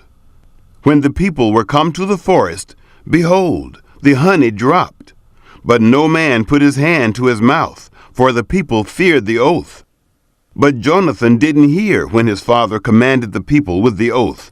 Therefore he put forth the end of the rod, who was in his hand, and dipped it in the honeycomb, and put his hand to his mouth, and his eyes were enlightened. Then one of the people answered and said, "Your father directly commanded the people with an oath, saying, 'Cursed is the man who eats food this day.'" The people were faint. Then Jonathan said, "My father has troubled the land. Please look how my eyes have been enlightened, because I tasted a little of this honey. How much more, if perhaps the people had eaten freely today of the spoil of their enemies which they found? For now has there been no great slaughter among the Philistines. They struck of the Philistines that day from Michmash to Ajalon. The people were very faint, and the people flew on the spoil, and took sheep, and cattle, and calves, and killed them on the ground, and the people ate them with the blood. Then they told Saul, saying, "Behold, the people are sinning against Yahweh, in that they eat meat with the blood." He said, "You have dealt treacherously. Roll a large stone to me this day." Saul said, "Disperse yourselves among the people, and tell them, 'Bring me here every man his ox, and every man his sheep, and kill them here, and eat, and don't sin against Yahweh in eating meat with the blood.'" All the people brought every man his ox with him that night, and killed them there. Saul built an altar to Yahweh. This was the first altar that he built to Yahweh. Saul said, "Let us go down after the Philistines by night, and take spoil among them until the morning light, and let us not leave a man of them." They said, "Do whatever seems good to you." Then the priest said, "Let us draw near here to God." The people saved Jonathan. Saul asked counsel of God. "Shall I go down after the Philistines? Will you deliver them into the hand of Israel?" But he didn't answer him that day. Saul said, "Draw near here, all you chiefs of the people, and know and see in which this sin has been this day. For as Yahweh lives, who saves Israel, though it is in Jonathan my son, he shall surely die." But there was not a man among all the people who answered him. Then he said to all Israel, "You be on one side, and I and Jonathan my son will be on the other side." The people said to Saul, "Do what seems good to you." Therefore Saul said to Yahweh, the God of Israel, "Show the right." Jonathan and Saul were chosen, but the people escaped. Saul said, "Cast lots between me and Jonathan my son." Jonathan was selected. Then Saul said to Jonathan, "Tell me what you have done." Jonathan told him and said, "I certainly did taste a little honey with the end of the rod that was in my hand, and behold, I must die." Saul said, "God do so, and more also, for you shall surely die, Jonathan." The people said to Saul, "Shall Jonathan die, who has worked this great salvation in Israel? Far from it. As Yahweh lives, there shall not one hair of his head fall to the ground, for he has worked with God this day." So the people rescued Jonathan, that he didn't die. Then Saul went up from following the Philistines, and the Philistines went to their own place. Saul's victories. Now when Saul had taken the kingdom over Israel, he fought against all his enemies on every side, against Moab, and against the children of Ammon, and against Edom, and against the kings of Zobah, and against the Philistines. And wherever he turned himself, he put them to the worse. He did valiantly, and struck the Amalekites, and delivered Israel out of the hands of those who despoiled them. Saul's family. Now the sons of Saul were Jonathan, and Ishvi, and Malchishua. And the names of his 2 daughters were these: the name of the firstborn, Merab, and the name of the younger, Michal. And the name of Saul's wife was Ahinoam, the daughter of Ahimaaz. The name of the captain of his army was Abner, the son of Ner, Saul's uncle. Kish was the father of Saul, and Ner, the father of Abner, was the son of Abiel. There was severe war against the Philistines all the days of Saul. And when Saul saw any mighty man or any valiant man, he took him to him. Chapter 15. Saul's disobedience. Samuel said to Saul, "Yahweh sent me to anoint you to be king over his people, over Israel. Now, therefore, listen to the voice of the words of Yahweh. Thus says Yahweh of armies, I have marked that which Amalek did to Israel, how he set himself against him in the way when he came up out of Egypt.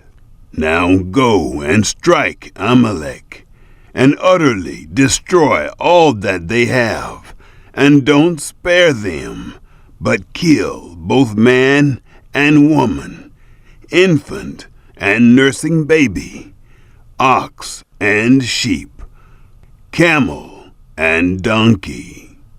Saul summoned the people, and numbered them in Telaim, 200,000 footmen, and 10,000 men of Judah. Saul came to the city of Amalek, and laid wait in the valley. Saul said to the Kenites, "Go, depart, go down from among the Amalekites, lest I destroy you with them. For you showed kindness to all the children of Israel when they came up out of Egypt." So the Kenites departed from among the Amalekites. Saul struck the Amalekites from Havilah as you go to Shur, that is before Egypt. He took Agag, the king of the Amalekites, alive, and utterly destroyed all the people with the edge of the sword. But Saul and the people spared Agag, and the best of the sheep, and of the cattle, and of the fatlings, and the lambs, and all that was good, and wouldn't utterly destroy them, but everything that was vile and refuse, that they destroyed utterly. Samuel denounces Saul.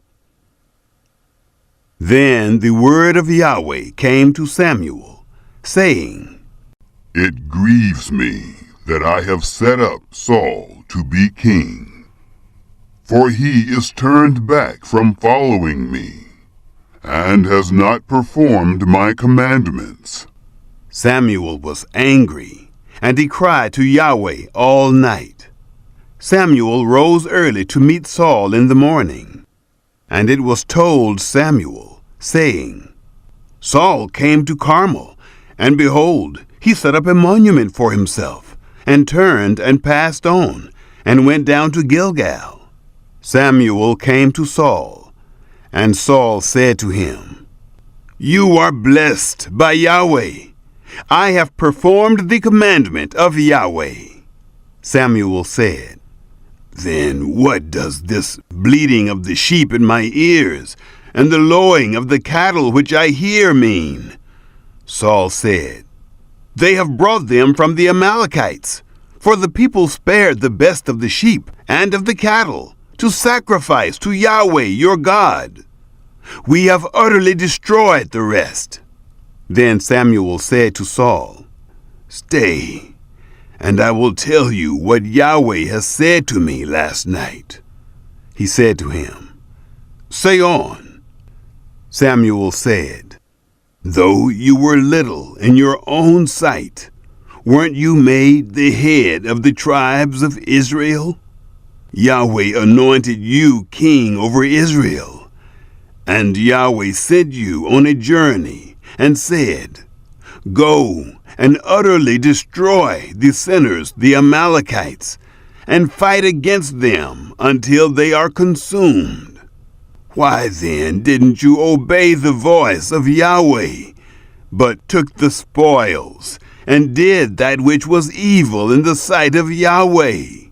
Saul said to Samuel, But I have obeyed the voice of Yahweh, and have gone the way which Yahweh sent me. I have brought Agag, the king of Amalek, and have utterly destroyed the Amalekites. But the people took of the spoil, sheep and cattle, the chief of the devoted things, to sacrifice to Yahweh your God in Gilgal. Samuel said, Has Yahweh as great delight in burnt offerings and sacrifices as in obeying the voice of Yahweh? Behold, to obey is better than sacrifice, and to listen than the fat of rams. For rebellion is as the sin of witchcraft, and stubbornness is as idolatry and teraphim. Because you have rejected the word of Yahweh, he has also rejected you from being king. Saul's confession. Saul said to Samuel, I have sinned, for I have transgressed the commandment of Yahweh and your words, because I feared the people and obeyed their voice. Now, therefore, please pardon my sin and turn again with me, that I may worship Yahweh. Samuel said to Saul, I will not return with you, for you have rejected the word of Yahweh, and Yahweh has rejected you from being king over Israel. As Samuel turned about to go away, Saul grabbed the skirt of his robe, and it tore. Samuel said to him, Yahweh has torn the kingdom of Israel from you this day, and has given it to a neighbor of yours, who is better than you. Also, the strength of Israel will not lie, nor repent, for he is not a man that he should repent. Then he said, I have sinned, yet please honor me now before the elders of my people and before Israel, and come back with me, that I may worship Yahweh your God. So Samuel went back with Saul, and Saul worshipped Yahweh. Then Samuel said, Bring here to me Agag, the king of the Amalekites. Agag came to him cheerfully. Agag said, Surely the bitterness of death is past. Samuel said, As your sword has made women childless, so your mother will be childless among women. Samuel cut Agag in pieces before Yahweh in Gilgal. Then Samuel went to Ramah, and Saul went up to his house, to Gibeah of Saul.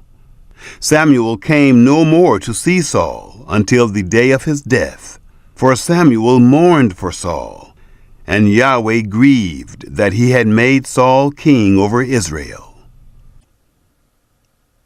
Chapter 16. Samuel anoints David as king. Yahweh said to Samuel, How long will you mourn for Saul, since I have rejected him from being king over Israel? Fill your horn with oil, and go. I will send you to Jesse, the Bethlehemite, for I have provided a king for myself among his sons. Samuel said, How can I go? If Saul hears it, he will kill me. Yahweh said, Take a heifer with you, and say, I have come to sacrifice to Yahweh. Call Jesse to the sacrifice, and I will show you what you shall do. You shall anoint to me him whom I name to you. Samuel did that which Yahweh spoke, and came to Bethlehem. The elders of the city came to meet him, trembling, and said, Do you come peaceably? He said, Peaceably. I have come to sacrifice to Yahweh. Sanctify yourselves, and come with me to the sacrifice. He sanctified Jesse and his sons, and called them to the sacrifice. It happened, when they had come, that he looked at Eliab, and said, Surely Yahweh's anointed is before him. But Yahweh said to Samuel, Don't look on his face, or on the height of his stature, because I have rejected him. For Yahweh sees not as man sees. For man looks at the outward appearance, but Yahweh looks at the heart. Then Jesse called Abinadab, and made him pass before Samuel. He said, Neither has Yahweh chosen this one. Then Jesse made Shammah to pass by. He said, Neither has Yahweh chosen this one. Jesse made 7 of his sons to pass before Samuel. Samuel said to Jesse, Yahweh has not chosen these. Samuel said to Jesse, Are all your children here? He said, There remains yet the youngest, and behold, he is keeping the sheep. Samuel said to Jesse, Send and get him, for we will not sit down until he comes here. He sent and brought him in. Now he was ruddy, and withal of a beautiful face, and goodly to look on. Yahweh said, Arise, anoint him, for this is he. Then Samuel took the horn of oil, and anointed him in the midst of his brothers. And the Spirit of Yahweh came mightily on David from that day forward. So Samuel rose up and went to Ramah. David serves Saul.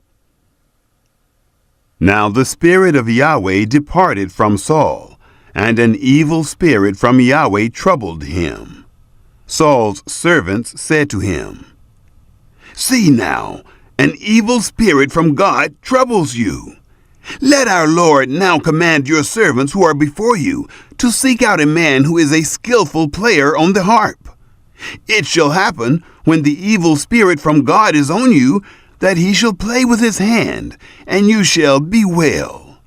Saul said to his servants, Provide me now a man who can play well, and bring him to me. Then one of the young men answered and said, Behold, I have seen a son of Jesse, the Bethlehemite, who is skillful in playing, a mighty man of valor, a man of war, prudent in speech, and a comely person, and Yahweh is with him. Therefore Saul sent messengers to Jesse, and said, Send me David, your son, who is with the sheep. Jesse took a donkey loaded with bread, and a bottle of wine, and a young goat, and sent them by David his son to Saul. David came to Saul and stood before him. He loved him greatly, and he became his armor-bearer. Saul sent to Jesse, saying, "Please let David stand before me, for he has found favor in my sight." It happened, when the evil spirit from God was on Saul, that David took the harp and played with his hand. So Saul was refreshed and was well, and the evil spirit departed from him. 1 Samuel, chapters 17 through 27. Chapter 17. Goliath's Challenge. Now the Philistines gathered together their armies to battle, and they were gathered together at Soko, which belongs to Judah, and encamped between Soko and Azekah, in Ephes-dammim. Saul and the men of Israel were gathered together, and encamped in the valley of Elah, and set the battle in array against the Philistines. The Philistines stood on the mountain on the one side, and Israel stood on the mountain on the other side, and there was a valley between them. There went out a champion out of the camp of the Philistines, named Goliath of Gath, whose height was 6 cubits and a span. He had a helmet of brass on his head, and he was clad with a coat of mail, and the weight of the coat was 5,000 shekels of brass.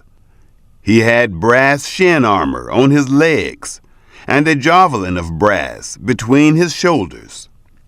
The staff of his spear was like a weaver's beam, and his spear's head weighed 600 shekels of iron, and his shield-bearer went before him.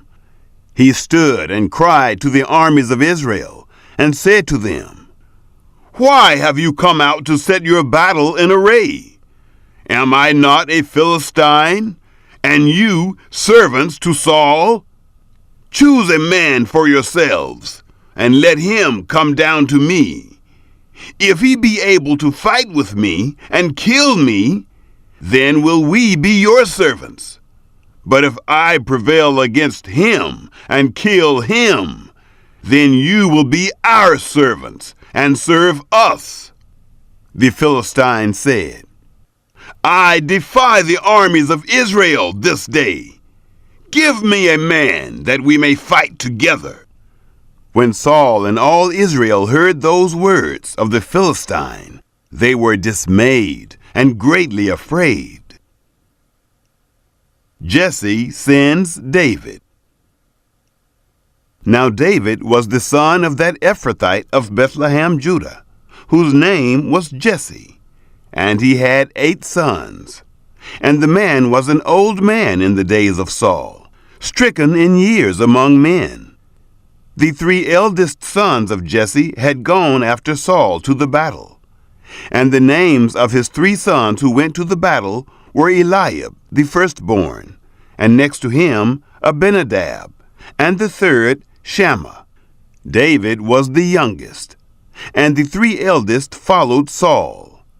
Now David went back and forth from Saul to feed his father's sheep at Bethlehem. The Philistine drew near, morning and evening, and presented himself 40 days. Jesse said to David, his son, "Now take for your brothers an ephah of this parched grain, and these 10 loaves, and carry them quickly to the camp, to your brothers, and bring these 10 cheeses to the captain of their 1,000, and see how your brothers are doing, and bring back news." Now Saul and they and all the men of Israel were in the valley of Elah, fighting with the Philistines. David accepts the challenge. David rose up early in the morning, and left the sheep with a keeper, and took and went, as Jesse had commanded him. And he came to the place of the wagons, as the army which was going forth to the fight shouted for the battle. Israel and the Philistines put the battle in array, army against army. David left his baggage in the hand of the keeper of the baggage, and ran to the army, and came and greeted his brothers. As he talked with them, behold, there came up the champion, the Philistine of Gath, Goliath by name, out of the ranks of the Philistines, and spoke according to the same words. And David heard them. All the men of Israel, when they saw the man, fled from him, and were terrified. The men of Israel said, "Have you seen this man who has come up? He has surely come up to defy Israel. It shall be that the man who kills him, the king will enrich him with great riches, and will give him his daughter, and make his father's house free in Israel." David spoke to the men who stood by him, saying, "What shall be done to the man who kills this Philistine and takes away the reproach from Israel? For who is this uncircumcised Philistine, that he should defy the armies of the living God?" The people answered him in this way, saying, "So shall it be done to the man who kills him." Eliab, his eldest brother, heard when he spoke to the men, and Eliab's anger was kindled against David. And he said, "Why have you come down? With whom have you left those few sheep in the wilderness? I know your pride and the naughtiness of your heart, for you have come down that you might see the battle." David said, "What have I now done? Is there not a cause?" He turned away from him toward another, and spoke like that again. And the people answered him again the same way. David slays Goliath. When the words were heard which David spoke, they rehearsed them before Saul, and he sent for him. David said to Saul, "Let no man's heart fail because of him. Your servant will go and fight with this Philistine." Saul said to David, "You are not able to go against this Philistine to fight with him, for you are but a youth, and he a man of war from his youth." David said to Saul, "Your servant was keeping his father's sheep, and when a lion or a bear came and took a lamb out of the flock, I went out after him and struck him and rescued it out of his mouth. When he arose against me, I caught him by his beard and struck him and killed him. Your servant struck both the lion and the bear. This uncircumcised Philistine shall be as one of them, since he has defied the armies of the living God." David said, "Yahweh, who delivered me out of the paw of the lion and out of the paw of the bear, he will deliver me out of the hand of this Philistine." Saul said to David, "Go, and Yahweh shall be with you." Saul dressed David with his clothing. He put a helmet of brass on his head, and he clad him with a coat of mail. David strapped his sword on his clothing, and he tried to move, for he had not tested it. David said to Saul, "I can't go with these, for I have not tested them." David took them off. He took his staff in his hand, and chose for himself 5 smooth stones out of the brook, and put them in the shepherd's bag which he had, even in his wallet. His sling was in his hand, and he drew near to the Philistine. The Philistine came on and drew near to David, and the man who bore the shield went before him. When the Philistine looked about and saw David, he disdained him, for he was but a youth and ruddy, and withal of a fair face. The Philistine said to David, "Am I a dog that you come to me with sticks?" The Philistine cursed David by his gods. The Philistine said to David, "Come to me, and I will give your flesh to the birds of the sky and to the animals of the field." Then David said to the Philistine, "You come to me with a sword and with a spear and with a javelin, but I come to you in the name of Yahweh of armies, the God of the armies of Israel, whom you have defied. Today Yahweh will deliver you into my hand. I will strike you and take your head from off you.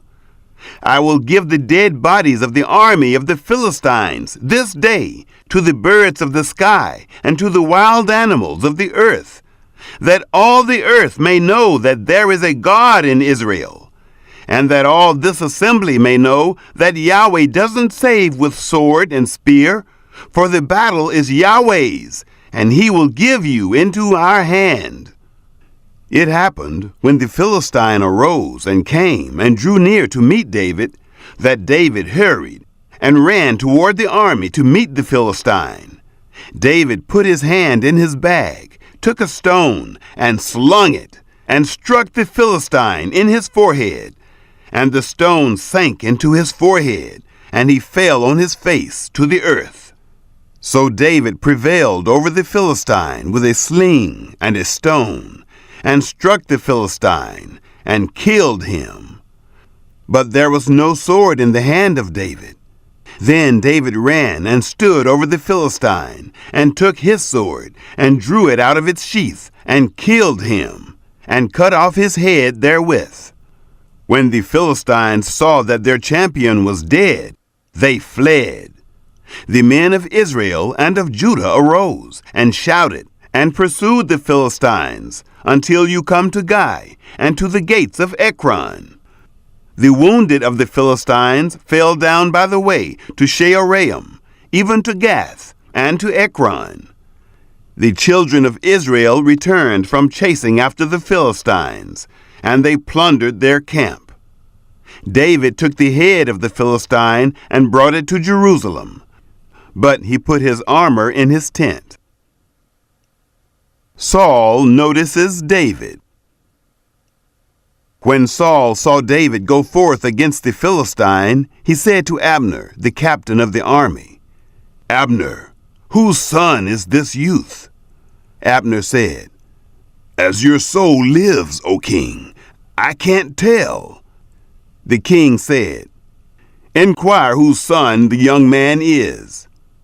As David returned from the slaughter of the Philistine, Abner took him and brought him before Saul, with the head of the Philistine in his hand. Saul said to him, "Whose son are you, you young man?" David answered, "I am the son of your servant Jesse, the Bethlehemite." Chapter 18. Jonathan befriends David. It happened, when he had made an end of speaking to Saul, that the soul of Jonathan was knit with the soul of David, and Jonathan loved him as his own soul. Saul took him that day, and would let him go no more home to his father's house. Then Jonathan and David made a covenant, because he loved him as his own soul. Jonathan stripped himself of the robe that was on him, and gave it to David, and his clothing, even to his sword, and to his bow, and to his sash. Saul envies David. David went out wherever Saul sent him, and behaved himself wisely. And Saul set him over the men of war, and it was good in the sight of all the people, and also in the sight of Saul's servants. It happened as they came, when David returned from the slaughter of the Philistine, that the women came out of all the cities of Israel, singing and dancing, to meet King Saul, with tambourines, with joy, and with instruments of music. The women sang one to another as they played, and said, "Saul has slain his thousands, David his 10,000s." Saul was very angry, and this saying displeased him. And he said, "They have ascribed to David 10,000s, and to me they have ascribed but thousands. What can he have more but the kingdom?" Saul eyed David from that day and forward.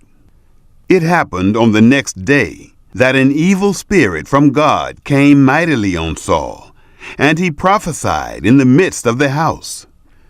David played with his hand, as he did day by day.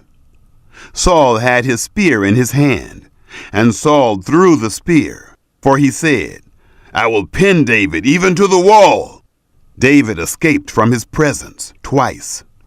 Saul was afraid of David, because Yahweh was with him and was departed from Saul. Therefore Saul removed him from him and made him his captain over 1,000. And he went out and came in before the people. David behaved himself wisely in all his ways, and Yahweh was with him. When Saul saw that he behaved himself very wisely, he stood in awe of him. But all Israel and Judah loved David, for he went out and came in before them. David marries Michal. Saul said to David, Behold, my elder daughter Merab, I will give her to you as wife. Only be valiant for me, and fight Yahweh's battles. For Saul said, Don't let my hand be on him, but let the hand of the Philistines be on him. David said to Saul, Who am I, and what is my life, or my father's family in Israel, that I should be son-in-law to the king? But it happened at the time when Merab, Saul's daughter, should have been given to David, that she was given to Adriel, the Maholathite, as wife. Michal, Saul's daughter, loved David, and they told Saul, and the thing pleased him. Saul said, I will give her to him, that she may be a snare to him, and that the hand of the Philistines may be against him. Therefore Saul said to David, You shall this day be my son-in-law a second time. Saul commanded his servants, Talk with David secretly, and say, Behold, the king has delight in you, and all his servants love you. Now therefore be the king's son-in-law. Saul's servants spoke those words in the ears of David. David said, Does it seem to you a light thing to be the king's son-in-law, since I am a poor man and lightly esteemed? The servants of Saul told him, saying, David spoke like this. Saul said, You shall tell David, The king desires no dowry except 100 foreskins of the Philistines, to be avenged of the king's enemies. Now Saul thought to make David fall by the hand of the Philistines. When his servants told David these words, it pleased David well to be the king's son-in-law. The days were not expired, and David arose and went, he and his men, and killed of the Philistines 200 men. And David brought their foreskins, and they gave them in full number to the king, that he might be the king's son-in-law. Saul gave him Michal, his daughter, as wife. Saul saw and knew that Yahweh was with David, and Michal, Saul's daughter, loved him. Saul was yet the more afraid of David, and Saul was David's enemy continually. Then the princes of the Philistines went forth, and it happened, as often as they went forth, that David behaved himself more wisely than all the servants of Saul, so that his name was highly esteemed. Chapter 19. Jonathan warns David. Saul spoke to Jonathan, his son, and to all his servants, that they should kill David. But Jonathan, Saul's son, delighted much in David. Jonathan told David, saying, Saul, my father, seeks to kill you. Now therefore, please take care of yourself in the morning, and live in a secret place, and hide yourself. I will go out and stand beside my father in the field where you are, and I will talk with my father about you, and if I see anything, I will tell you. Jonathan spoke good of David to Saul his father, and said to him, Don't let the king sin against his servant, against David, because he has not sinned against you, and because his works have been very good toward you. for he put his life in his hand, and struck the Philistine. And Yahweh worked a great victory for all Israel. You saw it, and rejoiced. Why then will you sin against innocent blood, to kill David without a cause? Saul listened to the voice of Jonathan, and Saul swore, As Yahweh lives, he shall not be put to death. Jonathan called David, and Jonathan showed him all those things. Jonathan brought David to Saul, and he was in his presence as before. Saul seeks to kill David. There was war again. David went out and fought with the Philistines, and killed them with a great slaughter, and they fled before him. An evil spirit from Yahweh was on Saul, as he sat in his house with his spear in his hand, and David was playing with his hand. Saul sought to pin David even to the wall with the spear, but he slipped away out of Saul's presence, and he stuck the spear into the wall. David fled and escaped that night. Michal saves David. Saul sent messengers to David's house to watch him and to kill him in the morning. Michal, David's wife, told him, saying, If you don't save your life tonight, tomorrow you will be killed. So Michal let David down through the window. He went, fled, and escaped. Michal took the teraphim and laid it in the bed, and put a pillow of goat's hair at its head, and covered it with clothes. When Saul sent messengers to take David, she said, He is sick. Saul sent the messengers to see David, saying, Bring him up to me in the bed, that I may kill him.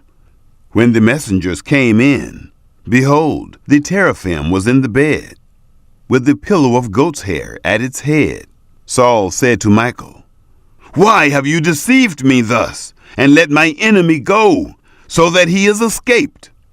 Michal answered Saul, He said to me, Let me go. Why should I kill you? Now David fled and escaped, and came to Samuel to Ramah, and told him all that Saul had done to him. He and Samuel went and lived in Naioth. It was told Saul, saying, Behold, David is at Naioth in Ramah. Saul sent messengers to take David.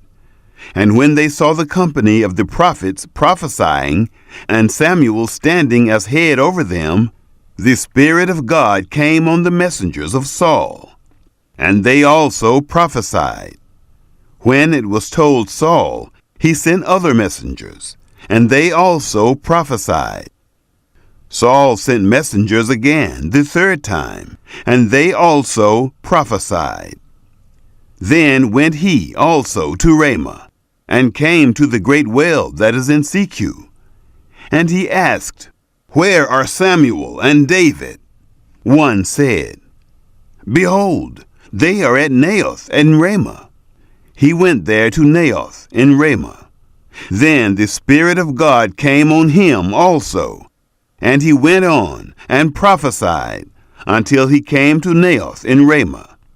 He also stripped off his clothes, and he also prophesied before Samuel, and lay down naked all that day and all that night. Therefore they say, Is Saul also among the prophets? Chapter 20. Jonathan helps David. David fled from Naioth in Ramah, and came and said before Jonathan, What have I done? What is my iniquity? What is my sin before your father, that he seeks my life? He said to him, Far from it, you shall not die. Behold, my father does nothing, either great or small, but that he discloses it to me. And why should my father hide this thing from me? It is not so.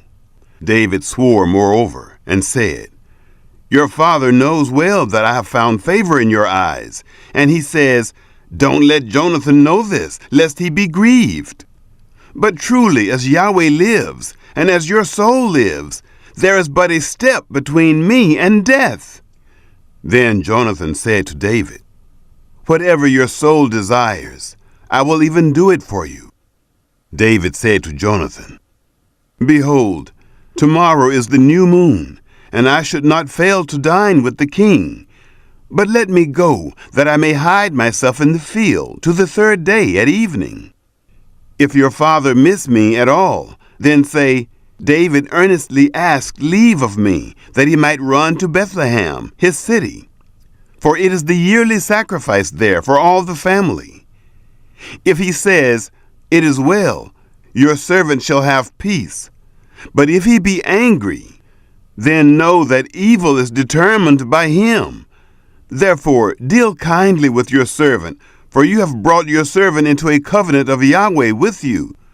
But if there be in me iniquity, kill me yourself, for why should you bring me to your father?" Jonathan said, "Far be it from you, for if I should at all know that evil were determined by my father to come on you, then wouldn't I tell you that?"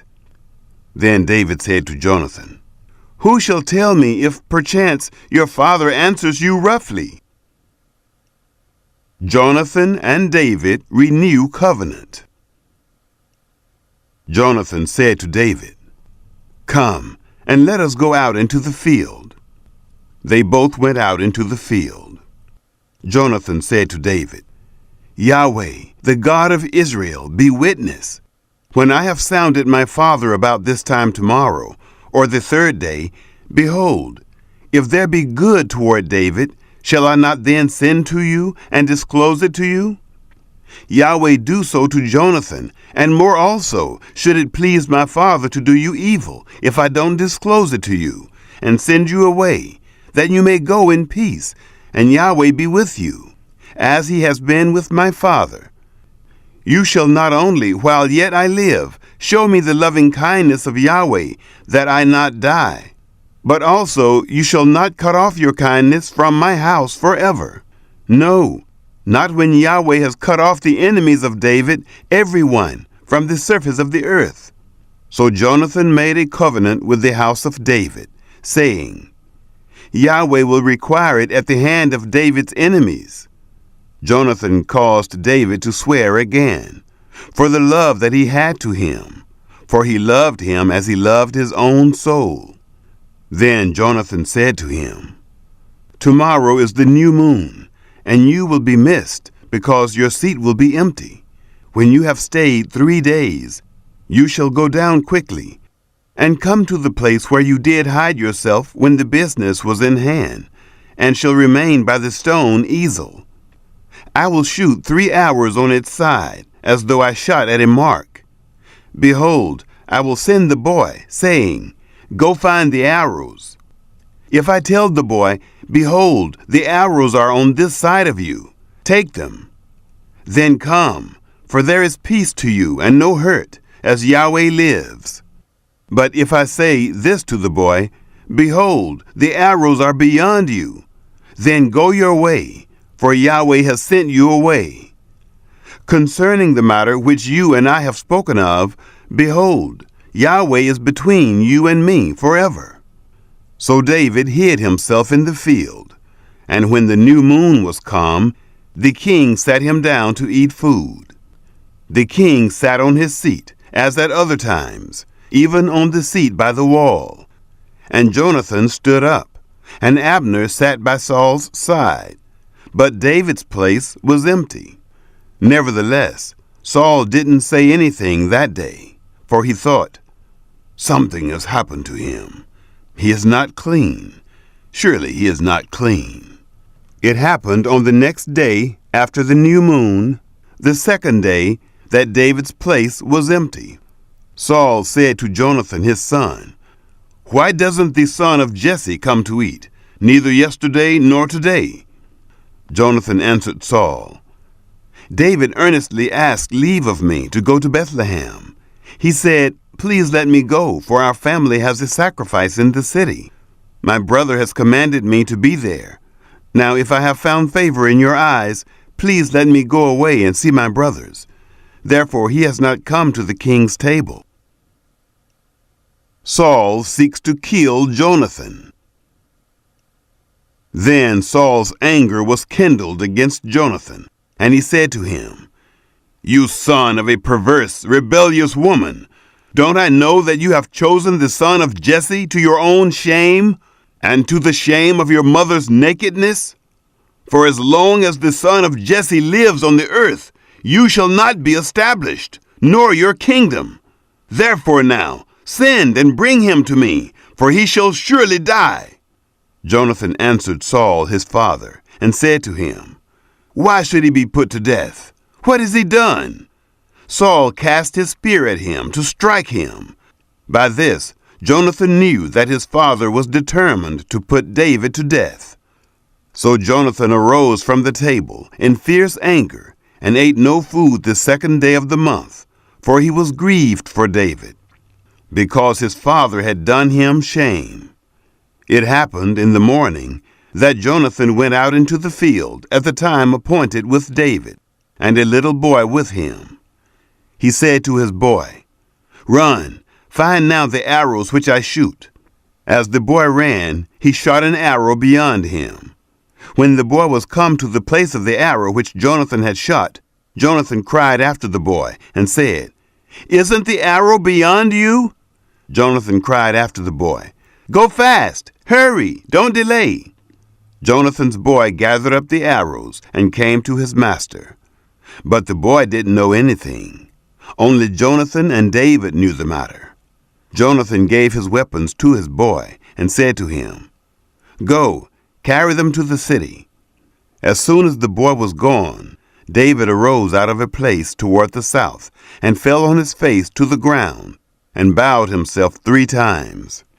They kissed one another and wept one with another, and David wept the most. Jonathan said to David, "Go in peace, because we have both sworn in the name of Yahweh, saying, Yahweh shall be between me and you, and between my seed and your seed forever." He arose and departed, and Jonathan went into the city. Chapter 21. David takes the consecrated bread. Then came David to Nob, to Ahimelech the priest. Ahimelech came to meet David trembling, and said to him, "Why are you alone, and no man with you?" David said to Ahimelech the priest, "The king has commanded me a business, and has said to me, Let no man know anything of the business about which I send you, and what I have commanded you. And I have appointed the young men to such and such a place. Now therefore, what is under your hand? Give me 5 loaves of bread in my hand, or whatever there is present." The priest answered David and said, "There is no common bread under my hand, but there is holy bread, if only the young men have kept themselves from women." David answered the priest and said to him, "Truly, women have been kept from us about these 3 days. When I came out, the vessels of the young men were holy, though it was but a common journey. How much more then today shall their vessels be holy?" So the priest gave him holy bread, for there was no bread there but the showbread, that was taken from before Yahweh, to put hot bread in the day when it was taken away. Now a certain man of the servants of Saul was there that day, detained before Yahweh, and his name was Doeg the Edomite, the best of the herdsmen who belonged to Saul. David said to Ahimelech, "Isn't there here under your hand spear or sword? For I have neither brought my sword nor my weapons with me, because the king's business required haste." The priest said, "The sword of Goliath the Philistine, whom you killed in the valley of Elah, behold, it is here wrapped in a cloth behind the ephod. If you will take that, take it, for there is no other except that here." David said, "There is none like that. Give it to me." David flees to Gath. David arose and fled that day for fear of Saul, and went to Achish, the king of Gath. The servants of Achish said to him, "Isn't this David, the king of the land? Didn't they sing one to another about him in dances, saying, 'Saul has slain his thousands, David his 10,000s'?" David laid up these words in his heart, and was very afraid of Achish, the king of Gath. He changed his behavior before them, and pretended to be mad in their hands, and scrabbled on the doors of the gate, and let his spittle fall down on his beard. Then Achish said to his servants, "Look, you see the man is mad. Why then have you brought him to me? Do I lack madmen that you have brought this fellow to play the madman in my presence? Shall this fellow come into my house?" Chapter 22. David flees to Adullam and Mizpeh. David therefore departed there, and escaped to the cave of Adullam. When his brothers and all his father's house heard it, they went down there to him. Everyone who was in distress, and everyone who was in debt, and everyone who was discontented, gathered themselves to him, and he became captain over them. And there were with him about 400 men. David went there to Mizpeh of Moab, and he said to the king of Moab, "Please, let my father and my mother come out with you, until I know what God will do for me." He brought them before the king of Moab, and they lived with him all the while that David was in the stronghold. The prophet Gad said to David, "Don't stay in the stronghold. Depart and go into the land of Judah." Then David departed and came into the forest of Hereth. Saul slays the priests of Nob. Saul heard that David was discovered, and the men who were with him. Now Saul was sitting in Gibeah, under the tamarisk tree in Ramah, with his spear in his hand, and all his servants were standing about him. Saul said to his servants who stood about him, "Hear now, you Benjamites. Will the son of Jesse give every one of you fields and vineyards? Will he make you all captains of thousands and captains of hundreds, that all of you have conspired against me? And there is none who discloses to me when my son makes a treaty with the son of Jesse? And there is none of you who is sorry for me, or discloses to me that my son has stirred up my servant against me, to lie in wait, as at this day?" Then Doeg the Edomite, who stood by the servants of Saul, answered and said, "I saw the son of Jesse coming to Nob, to Ahimelech, the son of Ahitub. He inquired of Yahweh for him, gave him food, and gave him the sword of Goliath the Philistine." Then the king sent to call Ahimelech the priest, the son of Ahitub, and all his father's house, the priests who were in Nob. And they came, all of them, to the king. Saul said, "Hear now, you son of Ahitub." He answered, "Here I am, my lord." Saul said to him, "Why have you conspired against me, you and the son of Jesse, in that you have given him bread and a sword, and have inquired of God for him, that he should rise against me to lie in wait, as at this day?" Then Ahimelech answered the king and said, "Who among all your servants is so faithful as David, who is the king's son-in-law, and is taken into your counsel, and is honorable in your house? Have I today begun to inquire of God for him? Be it far from me. Don't let the king impute anything to his servant, nor to all the house of my father, for your servant knows nothing of all this, less or more." The king said, "You shall surely die, Ahimelech, you and all your father's house." The king said to the guard who stood about him, "Turn and kill the priests of Yahweh. because their hand also is with David, and because they knew that he fled and didn't disclose it to me." But the servants of the king wouldn't put forth their hand to fall on the priests of Yahweh. The king said to Doeg, "Turn and attack the priests." Doeg the Edomite turned, and he attacked the priests, and he killed on that day 85 people who wore a linen ephod. He struck Nob, the city of the priests, with the edge of the sword, both men and women, children and nursing babies, and cattle and donkeys and sheep, with the edge of the sword. One of the sons of Ahimelech, the son of Ahitub, named Abiathar, escaped and fled after David. Abiathar told David that Saul had slain Yahweh's priests. David said to Abiathar, "I knew on that day, when Doeg the Edomite was there, that he would surely tell Saul. I am responsible for the death of all the persons of your father's house. Stay with me, don't be afraid, for he who seeks my life seeks your life. For with me you shall be in safeguard." Chapter 23. David delivers Keilah.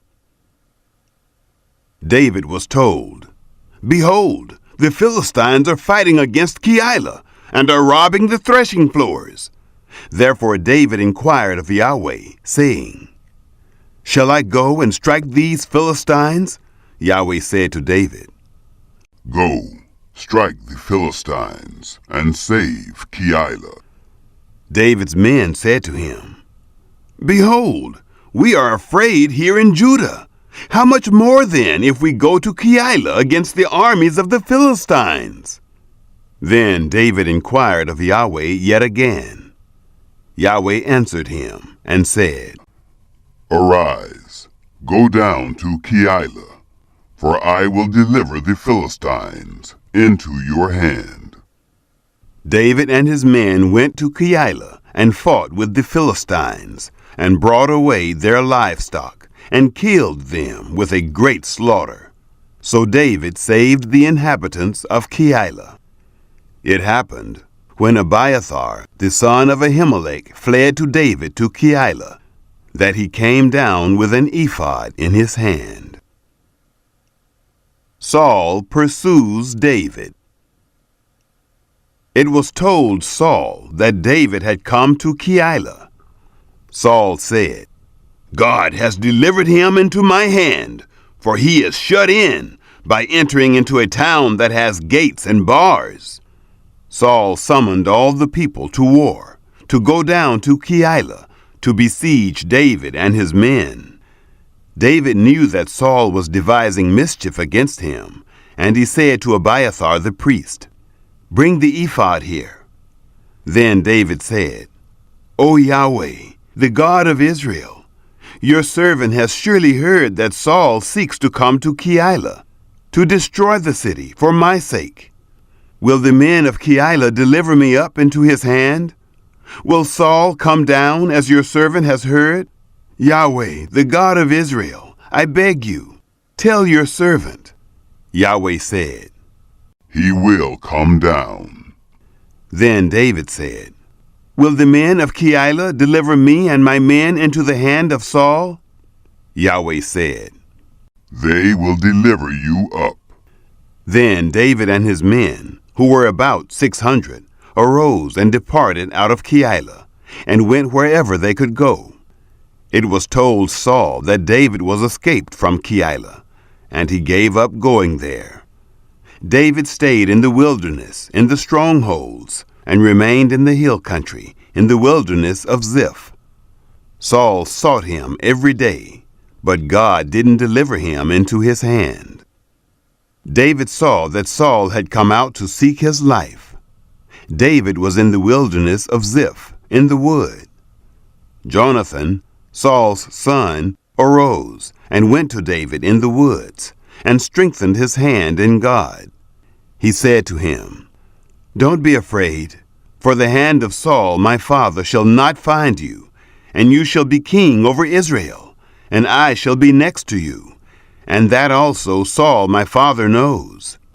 They both made a covenant before Yahweh, and David stayed in the woods, and Jonathan went to his house.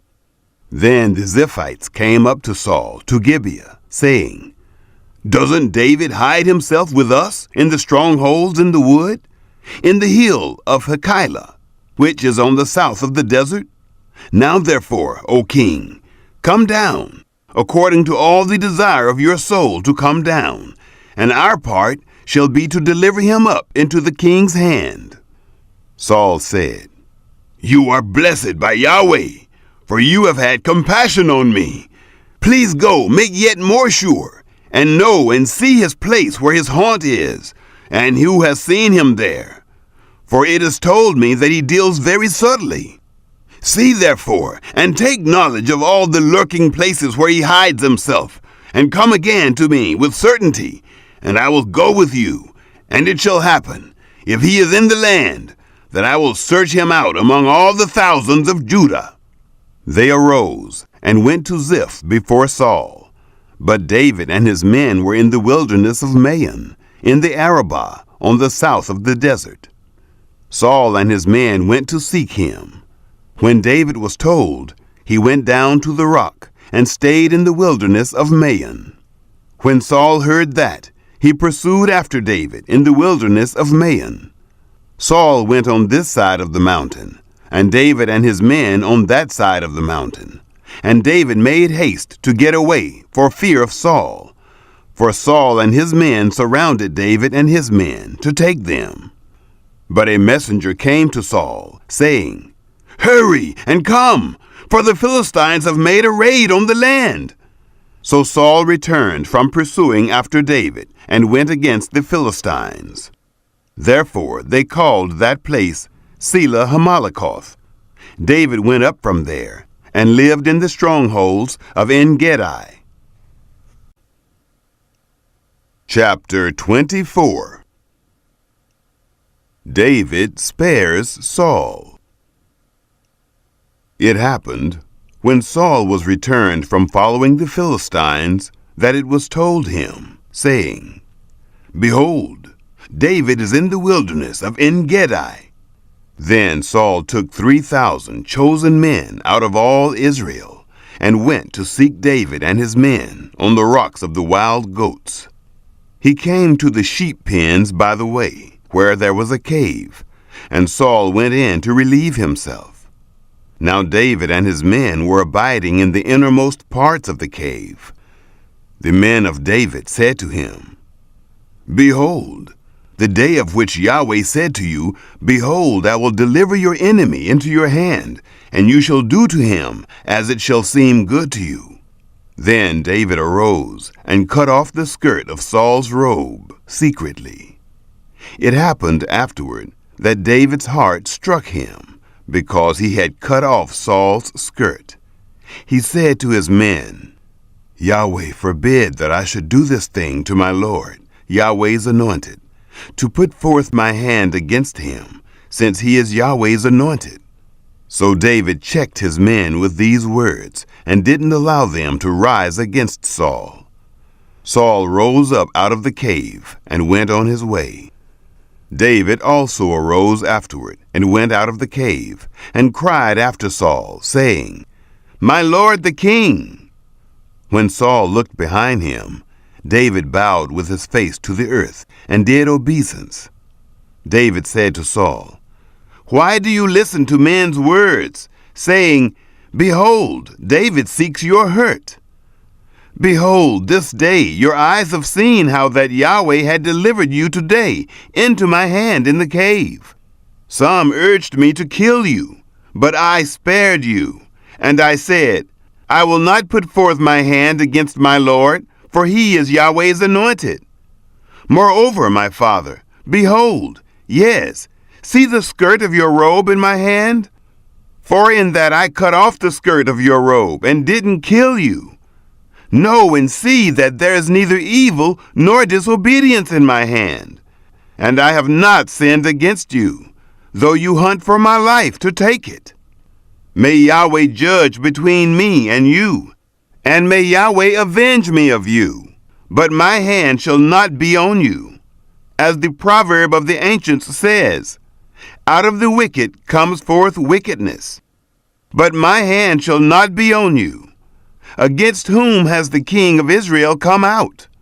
Whom do you pursue? A dead dog? A flea? May Yahweh therefore be judge, and give sentence between me and you, and see, and plead my cause, and deliver me out of your hand. David's oath to Saul. It came to pass, when David had made an end of speaking these words to Saul, that Saul said, Is this your voice, my son David? Saul lifted up his voice and wept. He said to David, You are more righteous than I, for you have done good to me, whereas I have done evil to you. You have declared this day how you have dealt well with me, because when Yahweh had delivered me up into your hand, you didn't kill me. For if a man finds his enemy, will he let him go away unharmed? Therefore, may Yahweh reward you good for that which you have done to me this day. Now, behold, I know that you shall surely be king, and that the kingdom of Israel shall be established in your hand. Swear now, therefore, to me by Yahweh, that you will not cut off my seed after me, and that you will not destroy my name out of my father's house. David swore to Saul. Saul went home, but David and his men went up to the stronghold. Chapter 25. The death of Samuel. Samuel died, and all Israel gathered themselves together and lamented him, and buried him in his house at Ramah. David arose and went down to the wilderness of Paran. David and Nabal.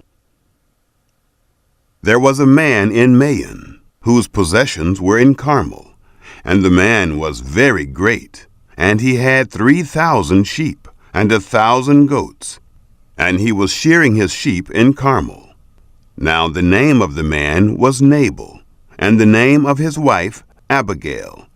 And the woman was of good understanding, and of a beautiful face.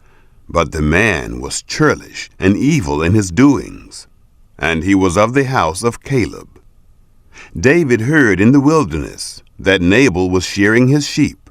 David sent 10 young men, and David said to the young men, Go up to Carmel, and go to Nabal, and greet him in my name. You shall tell him, Long life to you, peace be to you, and peace be to your house, and peace be to all that you have. Now I have heard that you have shearers. Your shepherds have now been with us, and we did them no hurt, neither was there anything missing to them, all the while they were in Carmel. Ask your young men, and they will tell you. Therefore let the young men find favor in your eyes, for we come in a good day. Please give whatever comes to your hand to your servants, and to your son David. When David's young men came, they spoke to Nabal according to all those words in the name of David, and ceased. Nabal answered David's servants, and said, Who is David? Who is the son of Jesse? There are many servants who break away from their masters these days.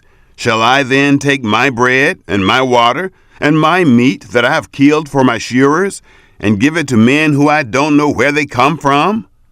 So David's young men turned on their way, and went back, and came and told him according to all these words. David said to his men, Every man put on his sword. Every man put on his sword. David also put on his sword. About 400 men followed David, and 200 stayed by the baggage. But one of the young men told Abigail, Nabal's wife, saying, Behold, David sent messengers out of the wilderness to greet our master, and he railed at them. But the men were very good to us, and we were not hurt, neither missed we anything, as long as we went with them, when we were in the fields. They were a wall to us, both by night and by day. all the while we were with them, keeping the sheep. Now therefore, know and consider what you will do, for evil is determined against our master, and against all his house, for he is such a worthless fellow that one can't speak to him." Abigail intercedes for Nabal. Then Abigail hurried and took 200 loaves of bread, 2 bottles of wine, 5 sheep ready dressed, 5 measures of parched grain, 100 clusters of raisins, and 200 cakes of figs, and laid them on donkeys. She said to her young men, "Go on before me. Behold, I come after you." But she didn't tell her husband, Nabal. It was so, as she rode on her donkey, and came down by the covert of the mountain, that, behold, David and his men came down toward her, and she met them. Now David had said, "Surely in vain have I kept all that this fellow has in the wilderness, so that nothing was missed of all that pertained to him. He has returned me evil for good. God do so to the enemies of David, and more also, if I leave of all that belongs to him by the morning light so much as one who urinates on a wall." When Abigail saw David, she hurried and alighted from her donkey, and fell before David on her face, and bowed herself to the ground. She fell at his feet, and said, "On me, my lord, on me be the iniquity, and please let your handmaid speak in your ears. Hear the words of your handmaid. Please don't let my lord regard this worthless fellow, even Nabal. For as his name is, so is he. Nabal is his name, and folly is with him. But I, your handmaid, didn't see the young man of my lord, whom you sent. Now therefore, my lord, as Yahweh lives, and as your soul lives, since Yahweh has withheld you from blood guiltiness, and from avenging yourself with your own hand, now therefore let your enemies, and those who seek evil to my lord, be as Nabal. Now this present which your servant has brought to my lord, let it be given to the young men who follow my lord. Please forgive the trespass of your handmaid, for Yahweh will certainly make my lord a sure house, because my lord fights the battles of Yahweh, and evil shall not be found in you all your days. Though men may rise up to pursue you and to seek your soul, yet the soul of my lord shall be bound in the bundle of life with Yahweh your God. He will sling out the souls of your enemies as from the hollow of a sling. It shall come to pass, when Yahweh has done to my lord according to all the good that he has spoken concerning you, and shall have appointed you prince over Israel, that this shall be no grief to you, nor offense of heart to my lord, either that you have shed blood without cause, or that my lord has avenged himself. When Yahweh has dealt well with my lord, then remember your handmaid." David said to Abigail, "Blessed is Yahweh, the God of Israel, who sent you this day to meet me. Blessed is your discretion, and blessed are you that have kept me this day from blood guiltiness, and from avenging myself with my own hand. For indeed, as Yahweh, the God of Israel, lives, who has withheld me from hurting you, unless you had hurried and come to meet me, surely there wouldn't have been left to Nabal by the morning light so much as one who urinates on a wall." So David received of her hand that which she had brought him, and he said to her, "Go up in peace to your house. Behold, I have listened to your voice, and have granted your request." Abigail came to Nabal, and behold, he held a feast in his house, like the feast of a king.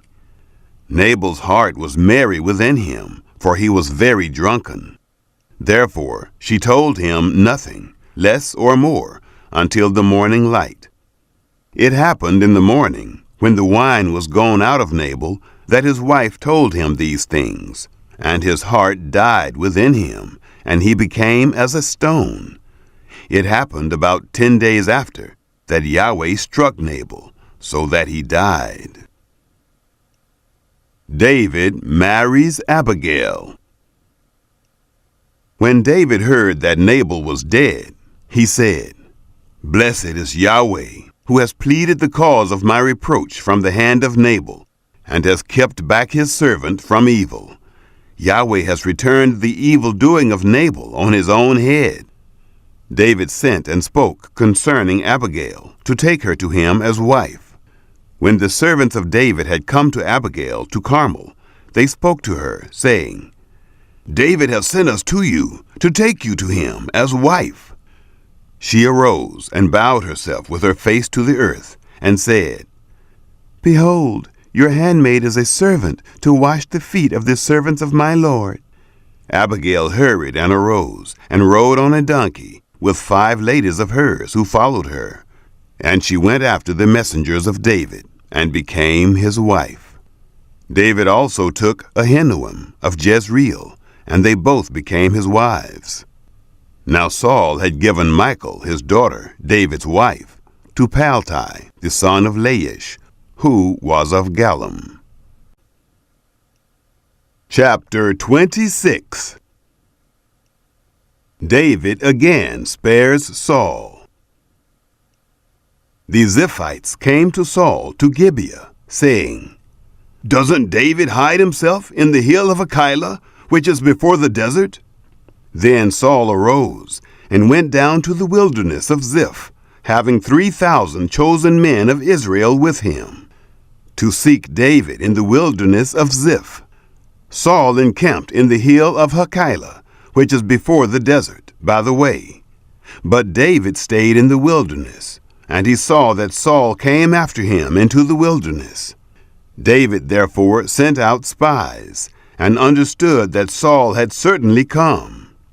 David arose, and came to the place where Saul had encamped. And David saw the place where Saul lay, and Abner, the son of Ner, the captain of his army. And Saul lay within the place of the wagons, and the people were encamped around him. Then answered David, and said to Ahimelech the Hittite, and to Abishai the son of Zeruiah, brother to Joab, saying, Who will go down with me to Saul, to the camp? Abishai said, I will go down with you. So David and Abishai came to the people by night, and behold, Saul lay sleeping within the place of the wagons, with his spear stuck in the ground at his head, and Abner and the people lay around him.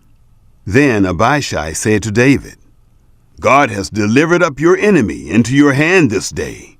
Now therefore, please let me strike him with the spear to the earth at one stroke, and I will not strike him the second time. David said to Abishai, Don't destroy him. For who can put forth his hand against Yahweh's anointed, and be guiltless? David said, As Yahweh lives, Yahweh will strike him, or his day shall come to die, or he shall go down into battle and perish. Yahweh forbid that I should put forth my hand against Yahweh's anointed. But now, please take the spear that is at his head, and the jar of water, and let us go. So David took the spear and the jar of water from Saul's head, and they went away, and no man saw it, nor knew it, neither did any awake, for they were all asleep, because a deep sleep from Yahweh was fallen on them. David reproves Abner. Then David went over to the other side, and stood on the top of the mountain afar off, a great space being between them. And David cried to the people, and to Abner the son of Ner, saying, Don't you answer, Abner? Then Abner answered, Who are you who cries to the king? David said to Abner, Aren't you a man? Who is like you in Israel? Why then have you not kept watch over your lord, the king? For one of the people came in to destroy the king, your lord. This thing isn't good that you have done. As Yahweh lives, you are worthy to die, because you have not kept watch over your lord, Yahweh's anointed. Now see where the king's spear is, and the jar of water that was at his head. Saul knew David's voice, and said, Is this your voice, my son David? David said, It is my voice, my lord, O king. He said, Why does my lord pursue after his servant? For what have I done? Or what evil is in my hand? Now therefore, please let my lord the king hear the words of his servant. If it is so that Yahweh has stirred you up against me, let him accept an offering. But if it is the children of men, they are cursed before Yahweh, for they have driven me out this day, that I shouldn't cling to Yahweh's inheritance, saying, Go serve other gods. Now therefore, don't let my blood fall to the earth away from the presence of Yahweh, for the king of Israel has come out to seek a flea, as when one hunts a partridge in the mountains. Saul acknowledges his sin. Then Saul said, I have sinned. Return, my son David, for I will no more do you harm, because my life was precious in your eyes this day. Behold, I have played the fool, and have erred exceedingly.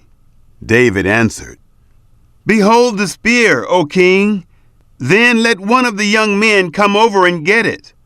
Yahweh will render to every man his righteousness and his faithfulness, because Yahweh delivered you into my hand today, and I wouldn't put forth my hand against Yahweh's anointed. Behold, as your life was respected this day in my eyes, so let my life be respected in the eyes of Yahweh, and let him deliver me out of all oppression. Then Saul said to David, You are blessed, my son David. You shall both do mightily, and shall surely prevail. So David went his way, and Saul returned to his place. Chapter 27. David and the Philistines. David said in his heart, I shall now perish one day by the hand of Saul. There is nothing better for me than that I should escape into the land of the Philistines. And Saul will despair of me, to seek me any more in all the borders of Israel. So shall I escape out of his hand. David arose and passed over, he and the 600 men who were with him, to Achish, the son of Maoch, king of Gath. David lived with Achish at Gath, he and his men, every man with his household, even David with his 2 wives, Ahinoam, the Jezreelitess, and Abigail, the Carmelitess, Nabal's wife.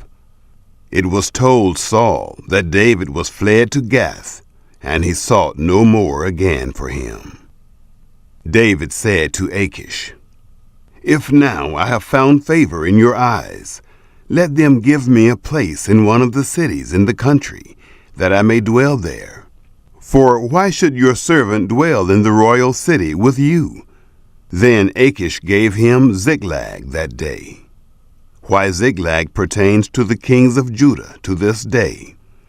The number of the days that David lived in the country of the Philistines was a full year and 4 months. David and his men went up and made a raid on the Geshurites and the Girzites and the Amalekites, for those nations were the inhabitants of the land, who were of old, as you go to Shur, even to the land of Egypt. David struck the land, and saved neither man nor woman alive, and took away the sheep, and the cattle, and the donkeys, and the camels, and the clothing. And he returned, and came to Achish. Achish said, Against whom have you made a raid today? David said, Against the south of Judah, against the south of the Jerahmeelites, and against the south of the Kenites. David saved neither man nor woman alive, to bring them to Gath, saying, Lest they should tell of us, saying, So did David, and so has been his way all the while he has lived in the country of the Philistines. Achish believed David, saying, He has made his people Israel utterly to abhor him. Therefore he shall be my servant forever. 1 Samuel, chapters 28 through 31, and 2 Samuel, chapters 1 through 10. Chapter 28. Philistines gather against Israel. It happened in those days that the Philistines gathered their armies together for warfare to fight with Israel. Achish said to David, "Know assuredly that you shall go out with me in the army, you and your men." David said to Achish, "Therefore you shall know what your servant will do." Achish said to David, "Therefore will I make you my bodyguard forever." Now Samuel was dead, and all Israel had lamented him, and buried him in Ramah, even in his own city. Saul had put away those who had familiar spirits and the wizards out of the land. The Philistines gathered themselves together and came and encamped in Shunem. And Saul gathered all Israel together, and they encamped in Gilboa. When Saul saw the army of the Philistines, he was afraid, and his heart trembled greatly. When Saul inquired of Yahweh, Yahweh didn't answer him, neither by dreams, nor by Urim, nor by prophets. Saul and the medium of Endor. Then Saul said to his servants, "Seek me a woman who has a familiar spirit, that I may go to her and inquire of her." His servant said to him, "Behold, there is a woman who has a familiar spirit at Endor." Saul disguised himself and put on other clothing and went, he and 2 men with him. And they came to the woman by night, and he said, "Please divine to me by the familiar spirit, and bring me up whoever I shall name to you." The woman said to him, "Behold, you know what Saul has done, how he has cut off those who have familiar spirits and the wizards out of the land. Why then do you lay a snare for my life, to cause me to die?" Saul swore to her by Yahweh, saying, "As Yahweh lives, no punishment shall happen to you for this thing." Then the woman said, "Whom shall I bring up to you?" He said, "Bring Samuel up for me." When the woman saw Samuel, she cried with a loud voice, and the woman spoke to Saul, saying, "Why have you deceived me? For you are Saul." The king said to her, "Don't be afraid, for what do you see?" The woman said to Saul, "I see a god coming up out of the earth." He said to her, "What does he look like?" She said, "An old man comes up. He is covered with a robe." Saul perceived that it was Samuel, and he bowed with his face to the ground and did obeisance. Samuel said to Saul, "Why have you disturbed me to bring me up?" Saul answered, "I am very distressed, for the Philistines make war against me, and God has departed from me, and answers me no more, neither by prophets, nor by dreams. Therefore I have called you, that you may make known to me what I shall do." Samuel said, "Why then do you ask of me, since Yahweh has departed from you, and has become your adversary? Yahweh has done to you as he spoke by me. Yahweh has torn the kingdom out of your hand, and given it to your neighbor, even to David, because you didn't obey the voice of Yahweh, and didn't execute his fierce wrath on Amalek. Therefore Yahweh has done this thing to you this day. Moreover, Yahweh will deliver Israel also with you into the hand of the Philistines. And tomorrow you and your sons will be with me. Yahweh will deliver the army of Israel also into the hand of the Philistines. Then Saul fell immediately his full length on the earth, and was terrified because of the words of Samuel. There was no strength in him, for he had eaten no bread all the day, nor all the night.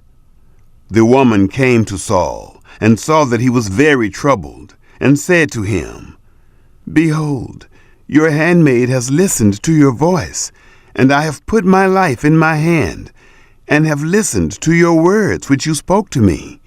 Now, therefore, please listen also to the voice of your handmaid, and let me set a morsel of bread before you, and eat, that you may have strength when you go on your way. But he refused, and said, I will not eat. But his servants, together with the woman, constrained him, and he listened to their voice. So he arose from the earth, and sat on the bed. The woman had a fattened calf in the house. She hurried and killed it, and she took flour and kneaded it, and baked unleavened bread of it. She brought it before Saul, and before his servants, and they ate. Then they rose up and went away that night. Chapter 29. The Philistines reject David. Now the Philistines gathered together all their armies to Aphek, and the Israelites encamped by the spring which is in Jezreel. The lords of the Philistines passed on by hundreds and by thousands, and David and his men passed on in the rear with Achish. Then the princes of the Philistines said, What about these Hebrews?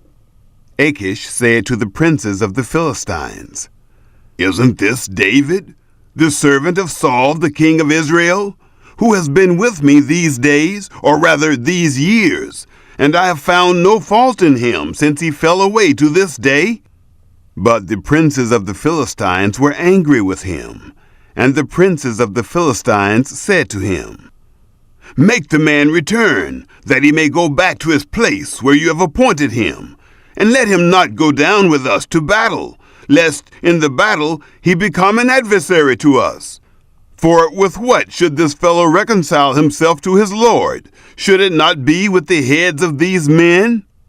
Is not this David, of whom they sang one to another in dances, saying, Saul has slain his thousands, David his 10,000s? Then Achish called David, and said to him, As Yahweh lives, you have been upright, and your going out and your coming in with me in the army is good in my sight, for I have not found evil in you since the day of your coming to me to this day. Nevertheless, the lords don't favor you. Therefore now, return, and go in peace, that you not displease the lords of the Philistines. David said to Achish, But what have I done? What have you found in your servant, so long as I have been before you to this day, that I may not go and fight against the enemies of my lord the king? Achish answered David, I know that you are good in my sight as an angel of God. Notwithstanding, the princes of the Philistines have said, He shall not go up with us to the battle. Therefore now, rise up early in the morning with the servants of your Lord who have come with you, and as soon as you are up early in the morning and have light, depart. So David rose up early, he and his men, to depart in the morning, to return into the land of the Philistines. The Philistines went up to Jezreel. Chapter 30. The Amalekites raid Ziklag. It happened, when David and his men were come to Ziklag on the third day, that the Amalekites had made a raid on the south and on Ziklag, and had struck Ziklag, and burned it with fire, and had taken captive the women and all who were therein, both small and great. They didn't kill any, but carried them off, and went their way. When David and his men came to the city, behold, it was burned with fire, and their wives, and their sons, and their daughters were taken captive. Then David and the people who were with him lifted up their voice and wept, until they had no more power to weep. David's 2 wives were taken captive, Ahinoam, the Jezreelitess, and Abigail, the wife of Nabal, the Carmelite. David was greatly distressed, for the people spoke of stoning him, because the soul of all the people was grieved, every man for his sons and for his daughters. But David strengthened himself in Yahweh his God. David destroys the Amalekites. David said to Abiathar the priest, the son of Ahimelech, "Please, bring me here the ephod." Abiathar brought the ephod to David. David inquired of Yahweh, saying, "If I pursue after this troop, shall I overtake them?" He answered him, "Pursue, for you shall surely overtake them, and shall without fail recover all." So David went, he and the 600 men who were with him, and came to the brook Besor, where those who were left behind stayed. But David pursued, he and 400 men, for 200 stayed behind, who were so faint that they couldn't go over the brook Besor. They found an Egyptian in the field, and brought him to David, and gave him bread, and he ate. And they gave him water to drink. They gave him a piece of a cake of figs, and 2 clusters of raisins. When he had eaten, his spirit came again to him, for he had eaten no bread, nor drunk any water, 3 days and 3 nights. David asked him, "To whom do you belong? Where are you from?" He said, "I am a young man of Egypt, servant to an Amalekite, and my master left me, because 3 days ago I fell sick. We made a raid on the south of the Kerethites, and on that which belongs to Judah, and on the south of Caleb, and we burned Ziklag with fire." David said to him, "Will you bring me down to this troop?" He said, "Swear to me, by God, that you will neither kill me, nor deliver me up into the hands of my master, and I will bring you down to this troop." When he had brought him down, behold, they were spread around over all the ground, eating, drinking, and dancing, because of all the great spoil that they had taken out of the land of the Philistines, and out of the land of Judah. David struck them from the twilight even to the evening of the next day. Not a man of them escaped from there, except 400 young men who rode on camels and fled. David recovered all that the Amalekites had taken, and David rescued his 2 wives. There was nothing lacking to them, neither small nor great, neither sons nor daughters, neither spoil, nor anything that they had taken to them. David brought back all. David took all the flocks and the herds, which they drove before those other livestock, and said, "This is David's spoil." The spoils are divided. David came to the 200 men, who were so faint that they could not follow David, whom also they had made to stay at the brook Besor. And they went forth to meet David, and to meet the people who were with him. When David came near to the people, he greeted them. Then all the wicked men and base fellows of those who went with David answered and said, "Because they didn't go with us, we will not give them anything of the spoil that we have recovered, except to every man his wife and his children, that he may lead them away and depart." Then David said, "You shall not do so, my brothers, with that which Yahweh has given to us, who has preserved us, and delivered the troop that came against us into our hand. Who will listen to you in this matter? For as his share is who goes down to the battle, so shall his share be who tarries by the baggage. They shall share alike. It was so from that day forward that he made it a statute and an ordinance for Israel to this day. When David came to Ziklag, he sent of the spoil to the elders of Judah, even to his friends, saying, Behold, a present for you of the spoil of the enemies of Yahweh.